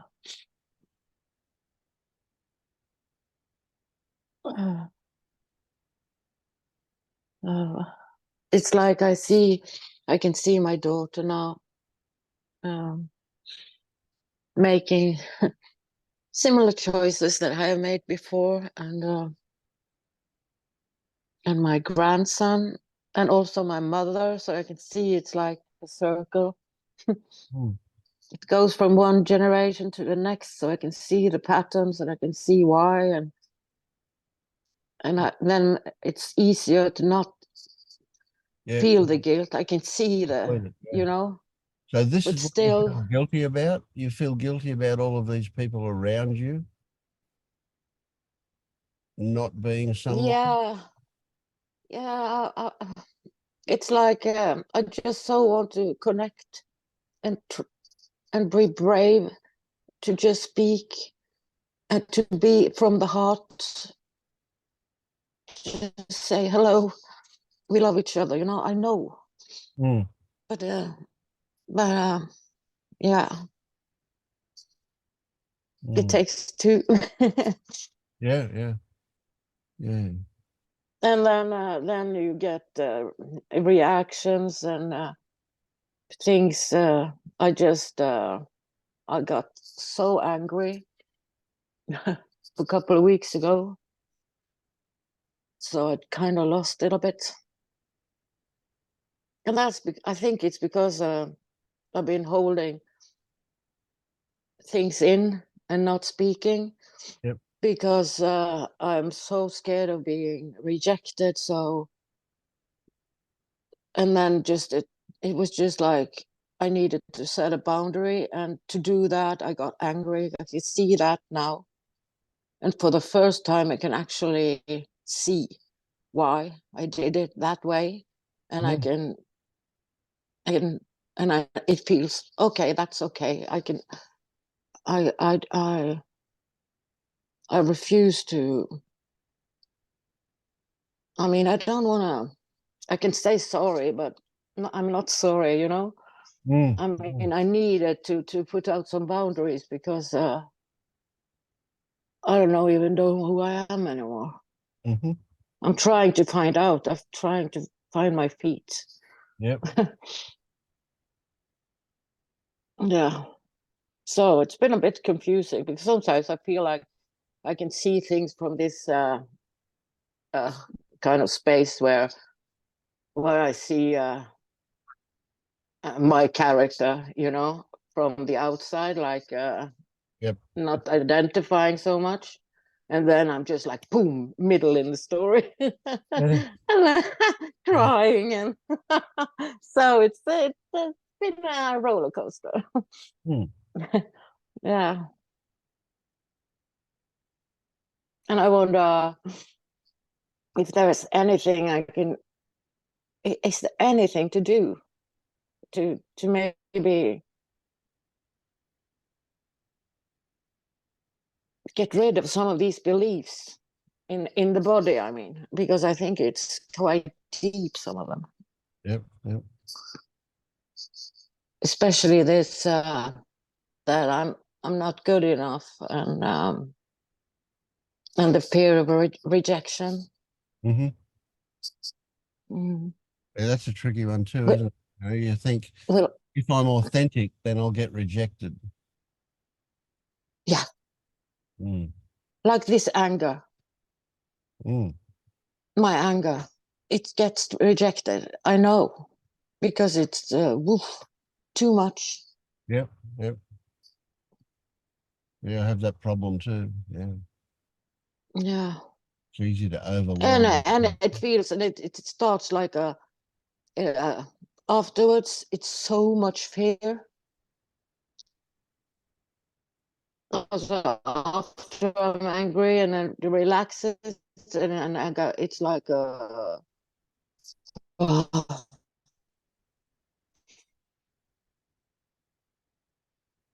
really scary. Mm. But maybe the point is that I don't reject myself anymore. Kind of. Mm-hmm.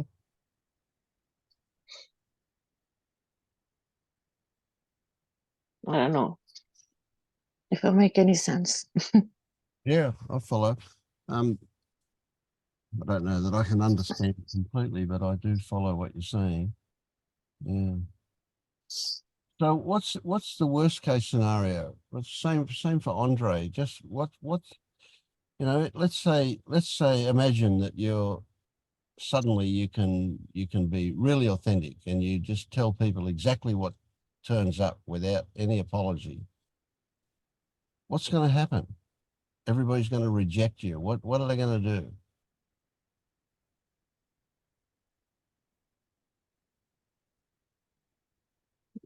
No, not, yeah, you're right. That's it's actually Yeah. it- But when we don't look it's at just it, imaginary problems, actually. yeah. I can see it. It's just something I make up. It's just stupid. And I do it. Well, now I see it. Mm. Why do I do that? Yeah. Good question. That's that's yeah. Mm. I've been doing that since forever. It's fear. Mm.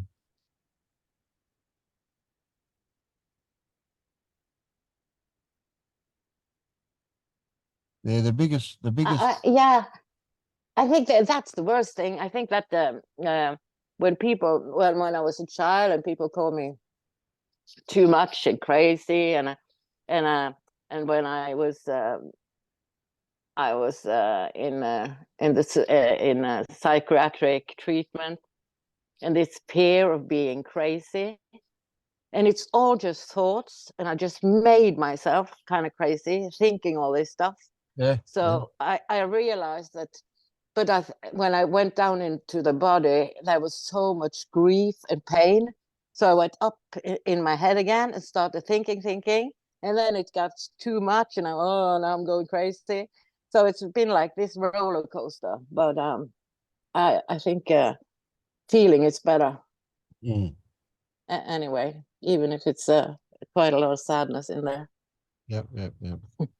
Uh, I kind of see the roller coaster thing as good as well, because you're moving. You're not stuck in one spot. You No. think, yeah.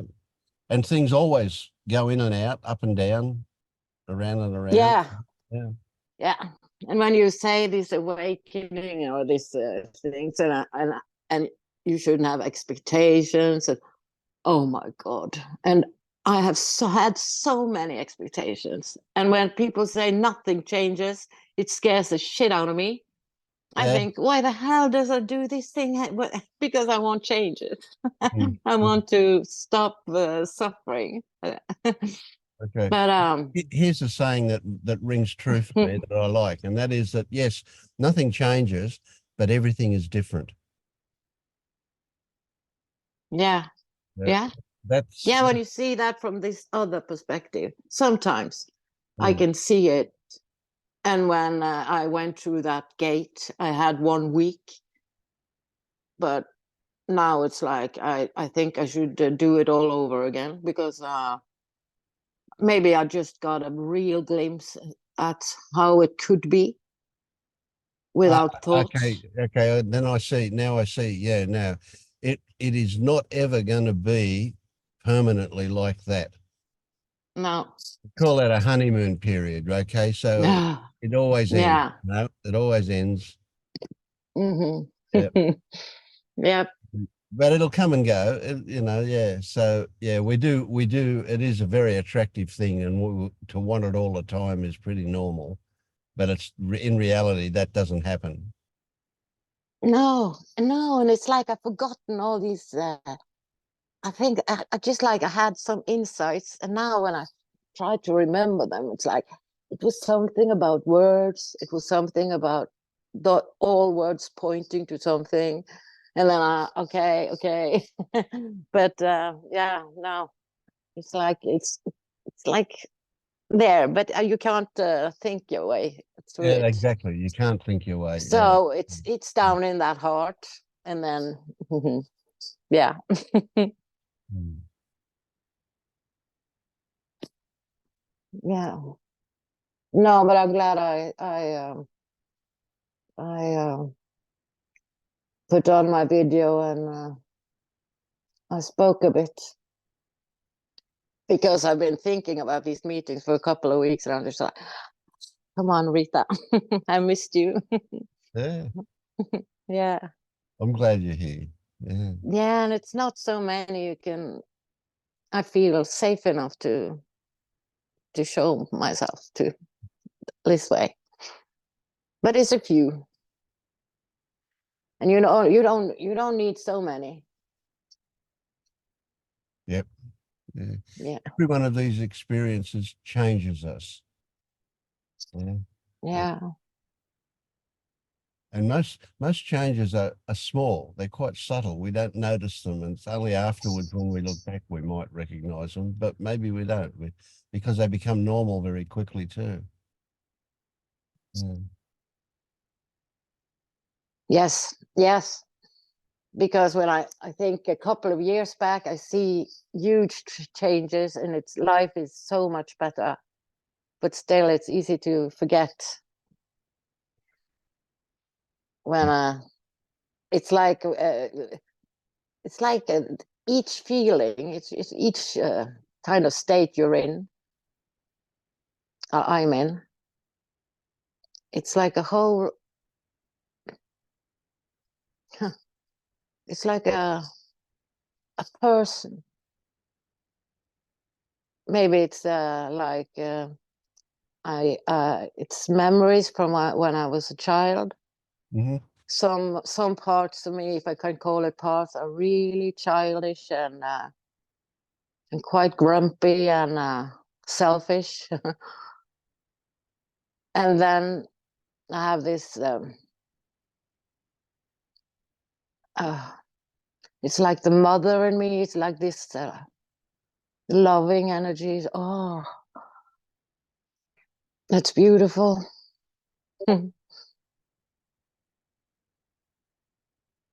Yeah. It's nurturing. That's sad.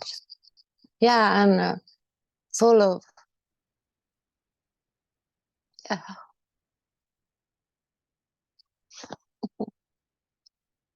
Mm.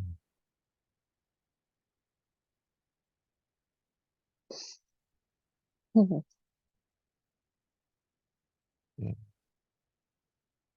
One of the things that I look for, without thinking about it, but one of the things that I look for in people when they're talking about where they are is that I want to see a sense of discovery. I want to see curiosity, and I do see that in you. I do. I like that. That's the way forward. To be open to whatever turns up and curious about why it's there, what's going on. Yeah, yeah, yeah. It's changing. So Mm. I don't want to be stuck here. Really? Then you gotta look Mm. and move. And I know we're all. I don't see anything. It's just a bunch of stories walking around with, and we're just so pure, all of us, deep down, just children. Absolutely, yeah. Yeah. And I like that one. You go out and you sit in the supermarket and watch people walk past, and you can see that bunch of stories getting around, can't you? Yeah. Yeah. Yeah, and it's beautiful too. It's funny. I It just hope I just have this vision. Maybe when we die, we just meet up and just laugh. Yes. Oh, that would be great. Just look at what you did. Mhm. Yeah, it is great. That It's we're not harmed. Deep down, we're not so harmed no. as we think we are. And that's been a relief, actually, Mm. Good. because I've been in so many treatments and with so much talk about trauma, and I just realized you can just drop it. You can just like a lot of things. I just been able to just like, I'm done. Mm. Mm.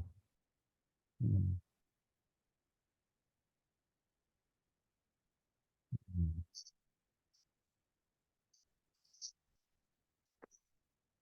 Mm. Mm. Well, thank you. No, you're very welcome.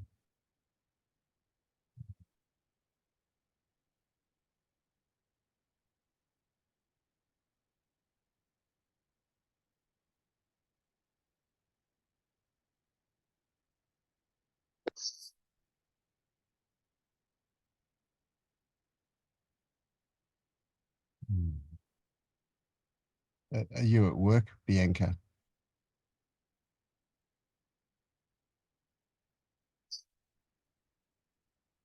I see shelves of stuff. It looks like you're in an office. Home office. I work from home, Oh, okay. and I'm very glad because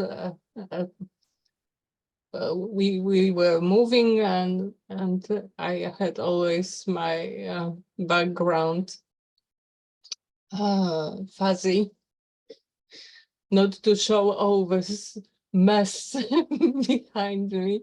Okay. But now you can see the floor. Yeah, yeah. Success. It looks very organized. Yeah.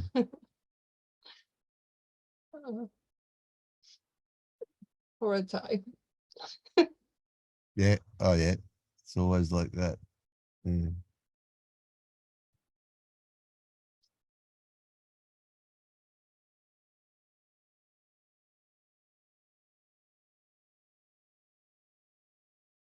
I mean, I feel a bit bleak, I would say.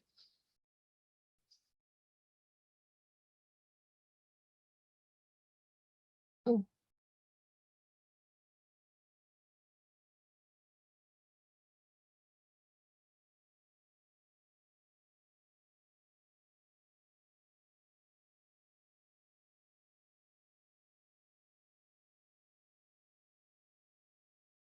I don't know, it's tiring to communicate. It's tiring trying to express. I think there is a need to express something.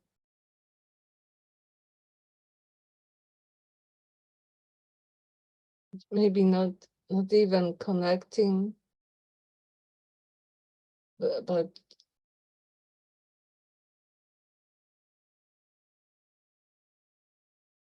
I come here because I need other people to trigger something. Mm-hmm.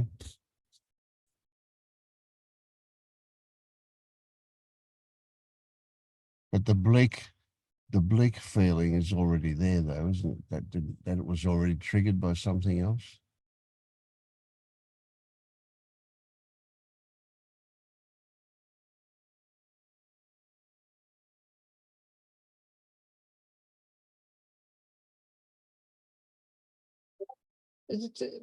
There just appeared the feeling of emptiness, and something like that I come to these meetings and do this work and feel the feelings and try to express, and mm,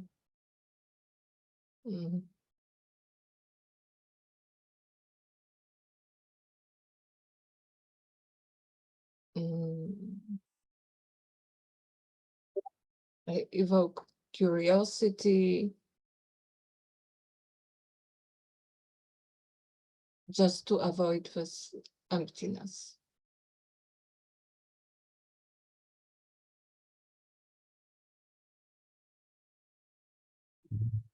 I mean, there is a doubt.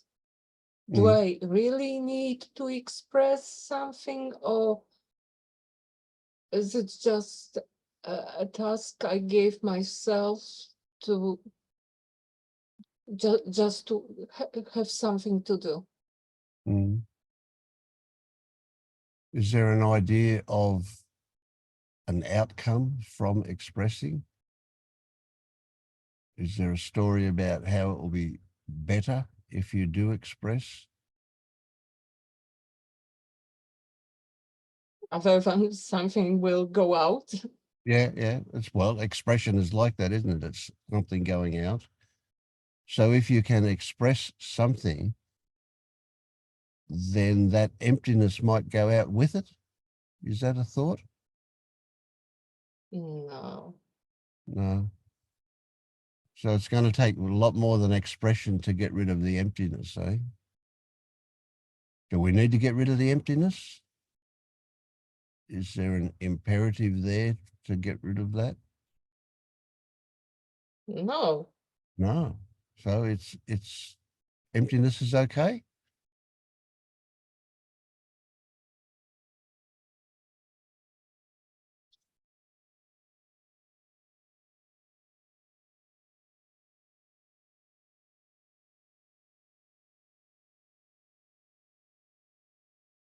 We can talk about emptiness like it's a lack of something, Mm.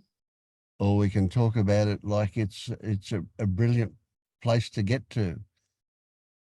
If we meditate, we look to get to emptiness, or we can feel hollow. Emptiness can give us a hollow feeling, like we've got to have something to put in there, or that it's wrong to feel it. It could be a lot of things, emptiness. I don't know. It's somehow this question, is emptiness okay? It just felt like a nonsense question. A nonsense question, yeah. Mm.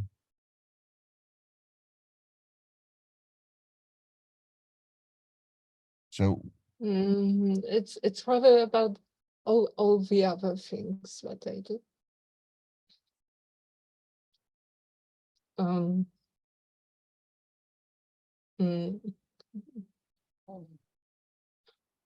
no.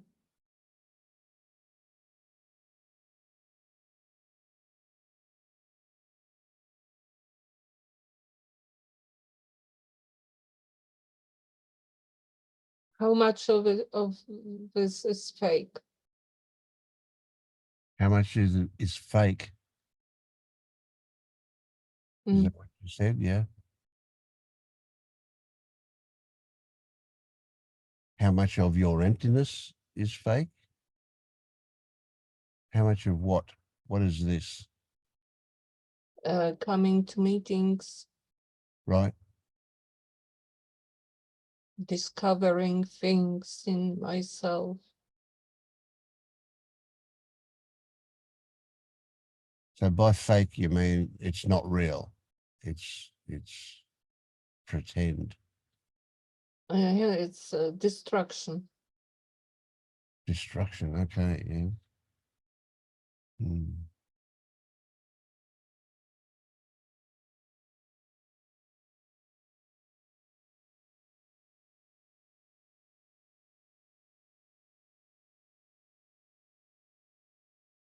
So I can't make sense of that. Fake. I guess it started with this Wednesday meeting where I was shaking so much, Yeah. and when I watched myself, and I thought, oh, if I saw someone else behaving like that, I would never believe it's authentic. Right. It doesn't look authentic. Okay. When I saw that happening, the reaction here was that it was intense. Never for a moment did I even consider that it was fake. I mean, I don't think you couldn't do that if you tried. If you sat there and tried to consciously shake that like that, you couldn't do it. It's only something that can happen when the body does what it wants to do. That's, yeah. No, I don't want to try. No. Yeah. Well, you could perhaps get into a state where you could trigger the body into doing that. You know, people with a lot of therapies that use body whatever will certainly can stimulate that something, a version of that, whatever it is. But yeah, but just to sit there and say, well, I'm going to shake and do it, that would be impossible. You know, you could shake, but it wouldn't be like that. That was the intensity of that and the beauty of it. It was, well, for me, I saw it as the body kind of freely expressing what was feeling. I thought that was great. Yeah. So that feels like an expression for me. That feels like something being got out, something being released. And that I can only see as a good thing. Yeah. But of course, they're all my stories. Mm.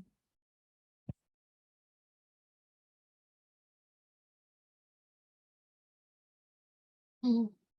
I mean, in Yes, fact, and you know, I no, I was here. I know how I felt. yeah, yeah, Just looking at it, it was something's not right. yeah, yeah. Yeah, I must say I do the same thing when I look up there and see myself talking in that picture up there. I think, oh, that doesn't look how I feel. You know, that's weird. That is. Yeah. So yeah, I think we all get into a funny place when we look at ourselves. If we look at ourselves on video or even in the mirror, it's kind of something a bit weird about it. Yeah.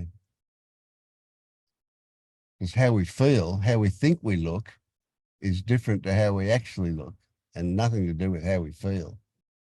Yeah.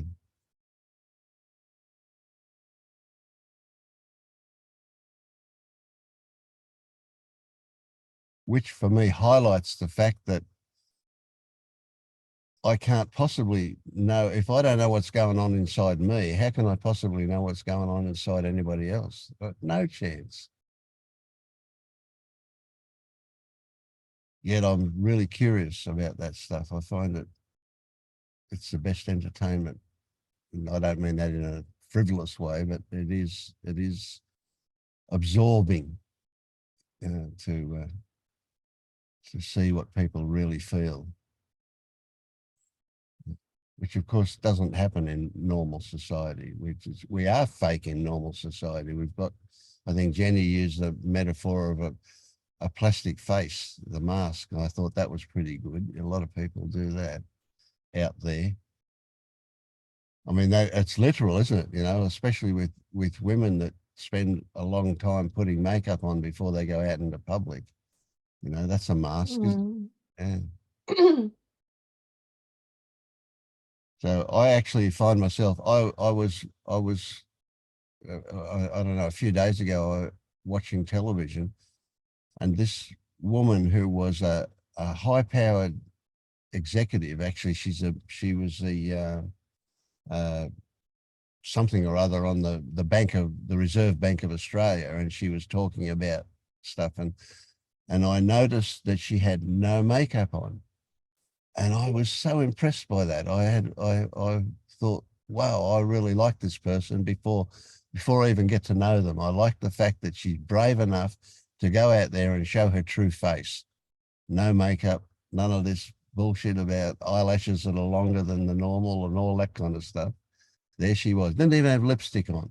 Brilliant. I loved it. I thought it was really good. And that's pretty rare. Yeah. You know, I have phases when I wear makeup and phases when I don't. And I'm really not sure which face shows me more. Yeah. Okay. Yeah. It's like when putting makeup,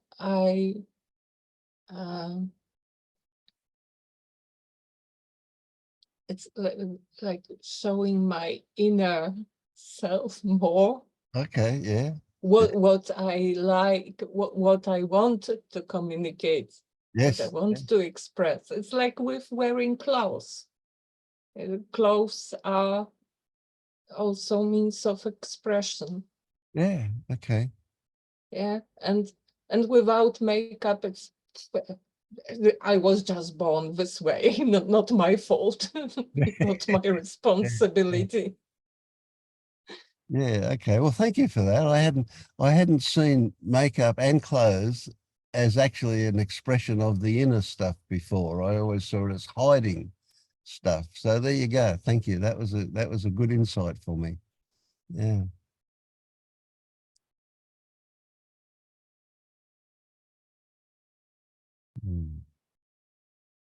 I was also thinking about what Andrea said about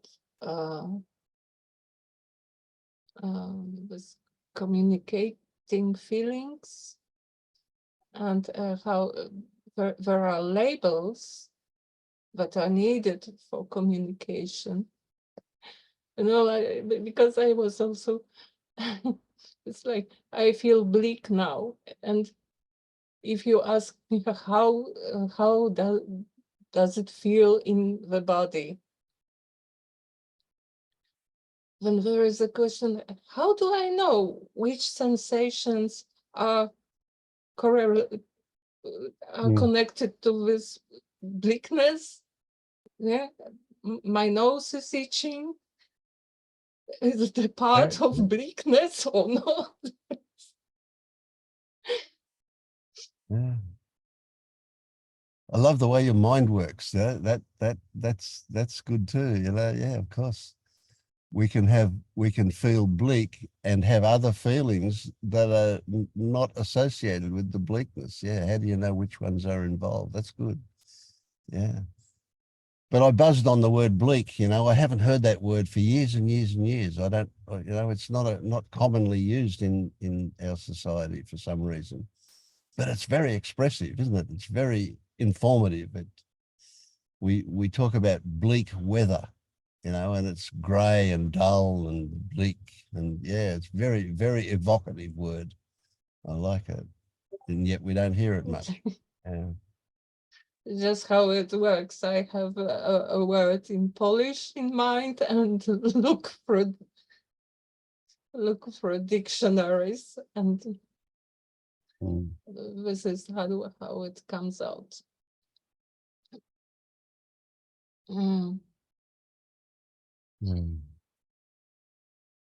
Yeah, and this emptiness, it was felt in body very.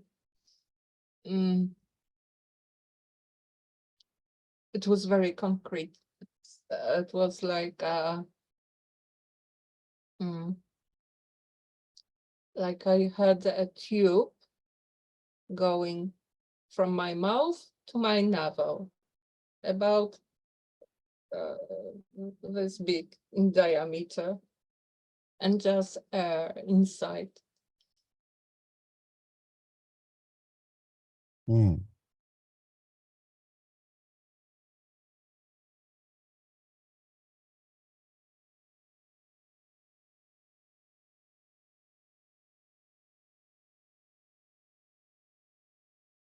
It's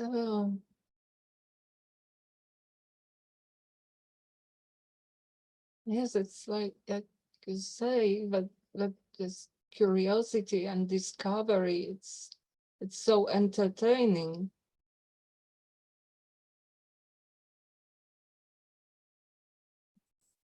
And mind likes to be entertained.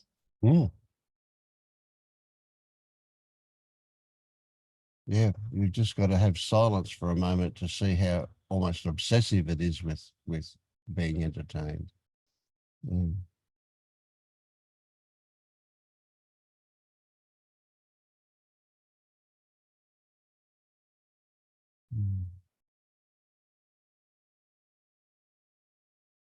Well, it's the business is about, okay, I can be curious and make discoveries, but in the end, it's so what?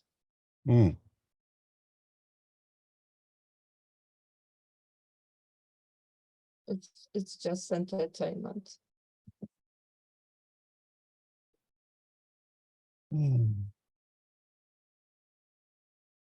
There are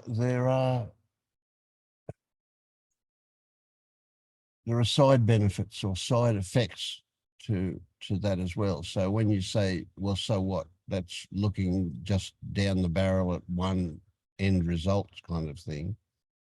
But on the way to that place, that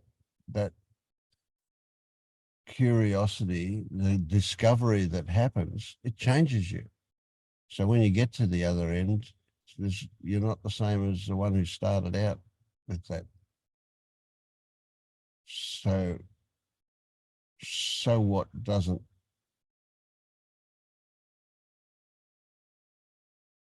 it's not there on the actual journey. It's only there when you consider taking the journey. It's a way of not taking it, I guess. So what?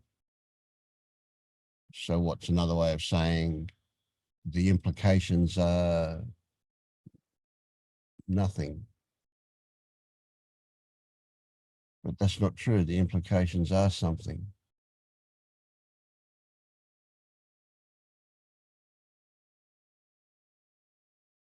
I mean, they may not be, but the opportunity is there for them to be.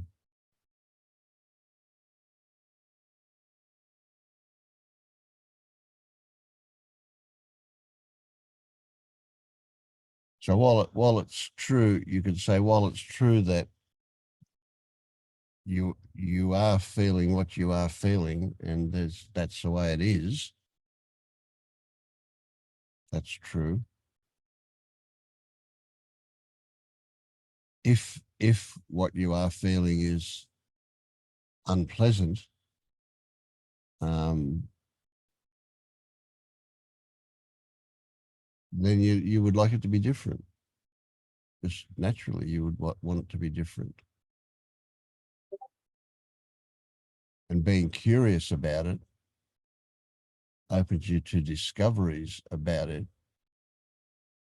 which does present the possibility of it being different.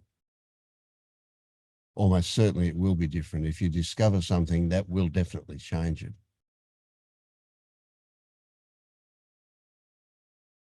Or change your response to it. Not, it might stay the same, but your response will be different. One moment. I just imagined that Andre wants to go to sleep very badly, but he doesn't want to expose me to this horrible thing when everyone goes away when I'm talking.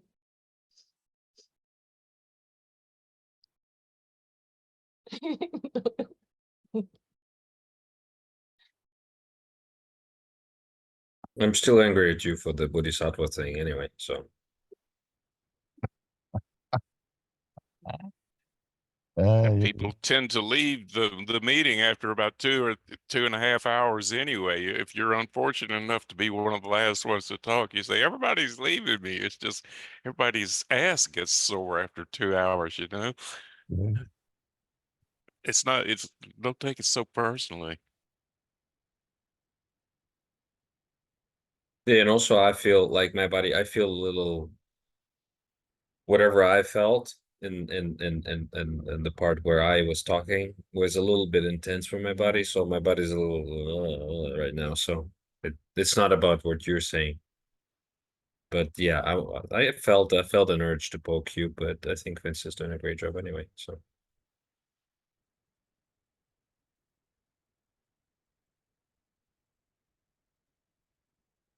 We don't often in normal social situations get the opportunity to check out what the other person really means, or what, or our ideas about what they might be feeling, to check whether they're right or not. Yeah, so that's great that you can do that. Yeah. The greatest fear of my life. Everybody will go to sleep and snore while you're talking.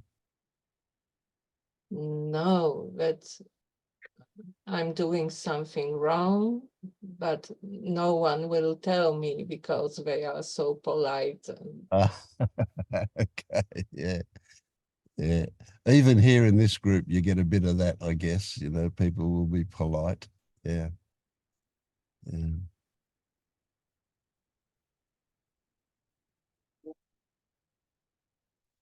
in the North America, they have well, Paul probably knows it better.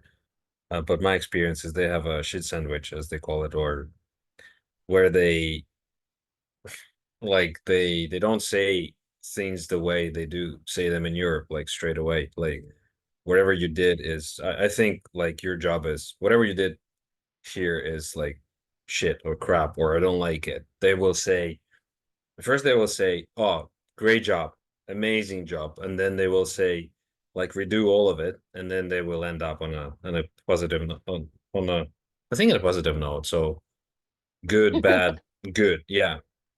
And so I remember I was doing like I'm doing a handyman stuff here for like random people in Toronto, and I went to fix this guy's kitchen sink drain. It was leaking, so I removed the old water strain or trap, and I put a new one in.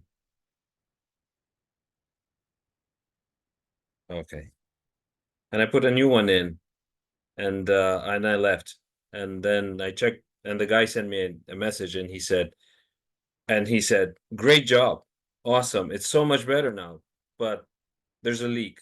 And I said, "In my culture, you don't say great job because there's a leak. You just say it's not a great job. There's a leak. No, there's nothing like it's not. There's nothing better about it than before. It's like it's just just doesn't make sense. Like it's there's a leak. There's a leak. It's it's binary. It's black and white. It's so." Mm. I think in your culture, I think in Poland as well, people are more straightforward than Mm. they are in some other parts of the world. Yeah, I hear that Ukraine and Poland we have very similar mentality and behavior. Yes, that's true. That's true. Yeah. You can also hear the bad words like the word that you use in your language, which is bad, we use in our language too. It starts with K and then U and then R and then that's the insider joke. Yes, this is our description of great job, but it's not great at all. So you say kurwa or it's a Polish swear word, which means what, bitch or something like that? Can mean so many things. Mm. It's interesting. Yeah, I suspect in Australia we're a little bit we're we certainly don't appreciate that North American stuff that you're talking about. You know, that's just too bullshitty. Yeah. But maybe we're not quite as straightforward as some parts of Europe. Maybe we are. Maybe we are straightforward, but we do it with a smile. Mm. Yeah. But I mean, you are Europeans after all, right? Yeah. We're everything here. Well, yeah. Well, the world is changing, but I Mm. mean, Brits are because originally it's mostly Brits, right? Who moved to Oh, a lot of Australia. Brits. No, but not anymore. No, that's I mean, Once- they are straightforward. Maybe there's a legacy, maybe not. I don't know. yeah. Once upon a time, it was mostly Brits. But yeah, I think it started out with all of the Irish convicts. Oh, yeah. Irish, not Brits. Yeah, sorry. Oh, we got a lot. Dennis is not here, so Now we got a lot of everything and everybody, and it's great. I love it. Yeah. is it dangerous to live there? Like you have animals willing to kill you every second of your life, or what? That's a story that gets around the other parts of the world. Yeah, we certainly do have a lot of venomous animals and stinging insects, but no, I don't even think about it. You don't worry about it. You know, you don't. If you get stung, it's occasional. You just check your shoes every time before putting Oh, them on. if you lived in the bush, you would for sure. I don't bother with that now, but once upon a time, yeah, you'd check your shoes to see there's no spiders in it. But that's not a big deal. You just automatically bash the shoe and turn it upside down, and that's it. Yeah. Mhm. Mm.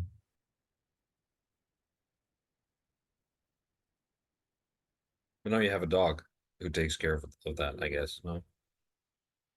Yeah, our dog's an inside dog, but yeah, some dogs are, will rid the garden of lizards and everything. Other dogs do, it depends on what kind of dog, what breed it is. Other type of breeds will invite more lizards over for a party or something. I think our dog would probably be more like that. Yeah. Some of those little terrier dogs, they'll make sure there's nothing there, they get into it. Yeah.